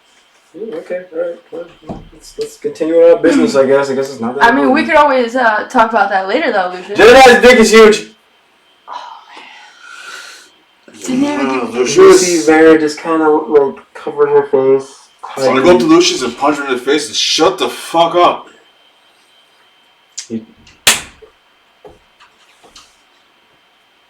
I look at Lucius. I'm like, I already kind of knew. I'll take that. I'll most definitely take that. So, he had crack in the jaw. Alright. So, most of us are here. Oh, there's Leandra and Nyx.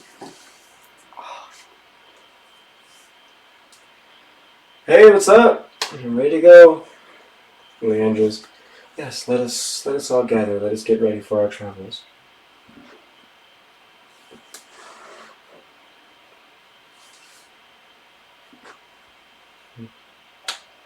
It's kind of awkward to stand around. Well, I was gonna sit, but I don't. Like, you know, I mean, we could stand here all day. Let's get going. Oh, in my case, I'm still sitting.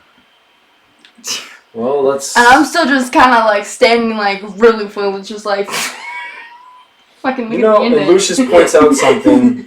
You know, the only one that's really ready to go is. I don't have anything. I mean, I have all my shit packed already. Packed, but ready? Like, what if we get into a battle? You're not gonna. You know how long it's going to take for those 10 minutes for you to get ready? Like, the battle's going to already be over by the time you finally get your paw grenade. I have my armor on. Yeah, Remember, wait. I went back. No wonder why you fell, because you're sleeping with your armor on. Why do you think there's a big ass indent? That's a fair point. That's full. I mean, even if I still didn't have my armor on, I'm pretty sure I could still leave a big ass indent. Okay, so is everybody, including Vera, which, Vera, you are not dressed in your... No. I have it packed. It's fine. I'll don it in a moment. Okay. He flings the jacket. Well, I got all my stuff ready to go. Chad, you ain't ready? I literally joined 3 days ago, got really jacked up, and then had to witness it. So honestly, I haven't had a lot of time to think of anything other than what's been going on, and it's been a lot. Hey. Do you have your armor with you? Do you have everything you need with you? Loosely, but yes. Do you need more time to go and grab your stuff? No, everything's on me, it's just... I gotta readjust my stuff. I'll do that later, though. No, I'd rather... Leandra, can you please readjust her? Oh my god. Oh, of course. And she, you know, she walks up and... She's like, oh, honey, you need to tighten your strap here. Are you... You kind of feel like a slight tension. What you mean? I'm over here like... And she kind of, you know, strapping you in. She's over here enjoying it. You know, Safi, back in my day, if you were wrapped up like this, you would get sawed in half by half the things that we faced. Oh, that paw and that grieve? No, you would most definitely get your thigh chomped on by a poor dire wolf. Oh. Saw right through the bone, poor little thing. At this point, I'm just blushing and just giggly as a motherfucker. She's just touching She me. moves the armor a little bit. Yeah, that's fine. That's about right. Okay. I think she's ready. About a couple minutes have went by because, fully donning the armor and getting it prepared. Lucius looks at you. Rygar. How much are you ready? Yep. Gary, I see your pact. Yeah, of course. Mix. Of course. And what's up with Vera? Don't worry about it. Mind your damn business. She got a little too horny last night. Mind your damn business. She needed that big dick Jedediah. That is so It strong. was a shame that Rygar couldn't join. That drink is so strong, I can smell it. All I smell is the alcohol in that. Like I said, it's about half. Volgar, are you sure everything's nice and tight? Yes. Akira, I'm as ready as I'll ever be. Got my herbs and everything that I need. That was one thing I did though. I Gathered collected a herbs. bunch of herbs for. I did herb gathering. Not very well because I didn't know what to grab, but I grabbed everything that I saw. I participated. Vera, I know you're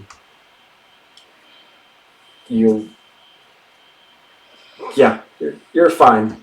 You look like you need time to recover. Kind of shies away just a little bit.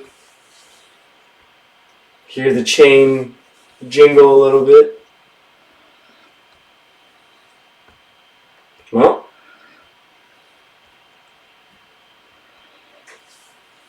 Let's head out. Let's take a moment to honor this. This is our first time other than the last time we did a quest, which was to come here. This is our first official quest as a guild together. Here it is. I'm not one for memorable shit, but this is a moment more than any. So, is there maybe a specific chant we should go for? Is there anything we should go for? Or we're just gonna go for it. No clue. Go Power Rangers. All for one. Teenage Mutant Ninja Turtles. There's 3 Musketeers there. Well, all for one for all. My name is Antonio Montoya. You killed my father. I'm going to kill you. Say hello to my little. Sorry. Well, I don't know about you guys, but for Dragon's Bane.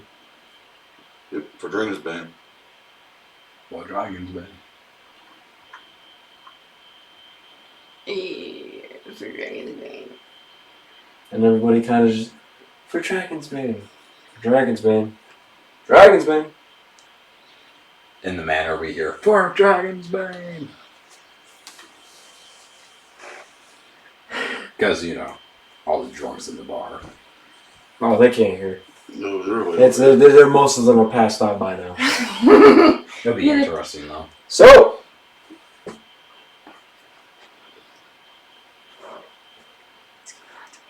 I need you all to roll a Constitution check. You're all dying. I'm just kidding.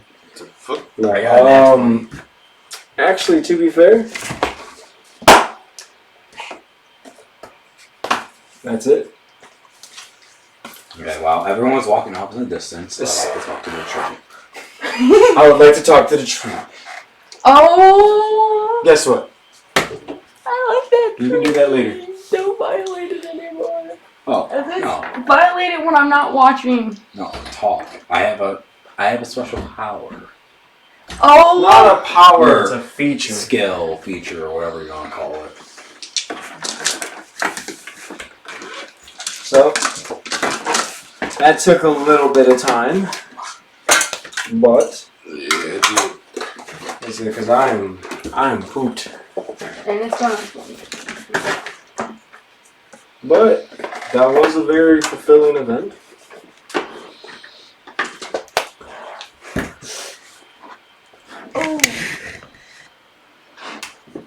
All right. Thank you for watching episode 4 of Rysing Development. Hopefully I will see you all next week Thursday. We should be starting our session yet again probably around 9 o'clock, 10 o'clock, hopefully somewhere around that time. This is the official start to the first ever quest for Dragon's Bane. See you all in the next episode.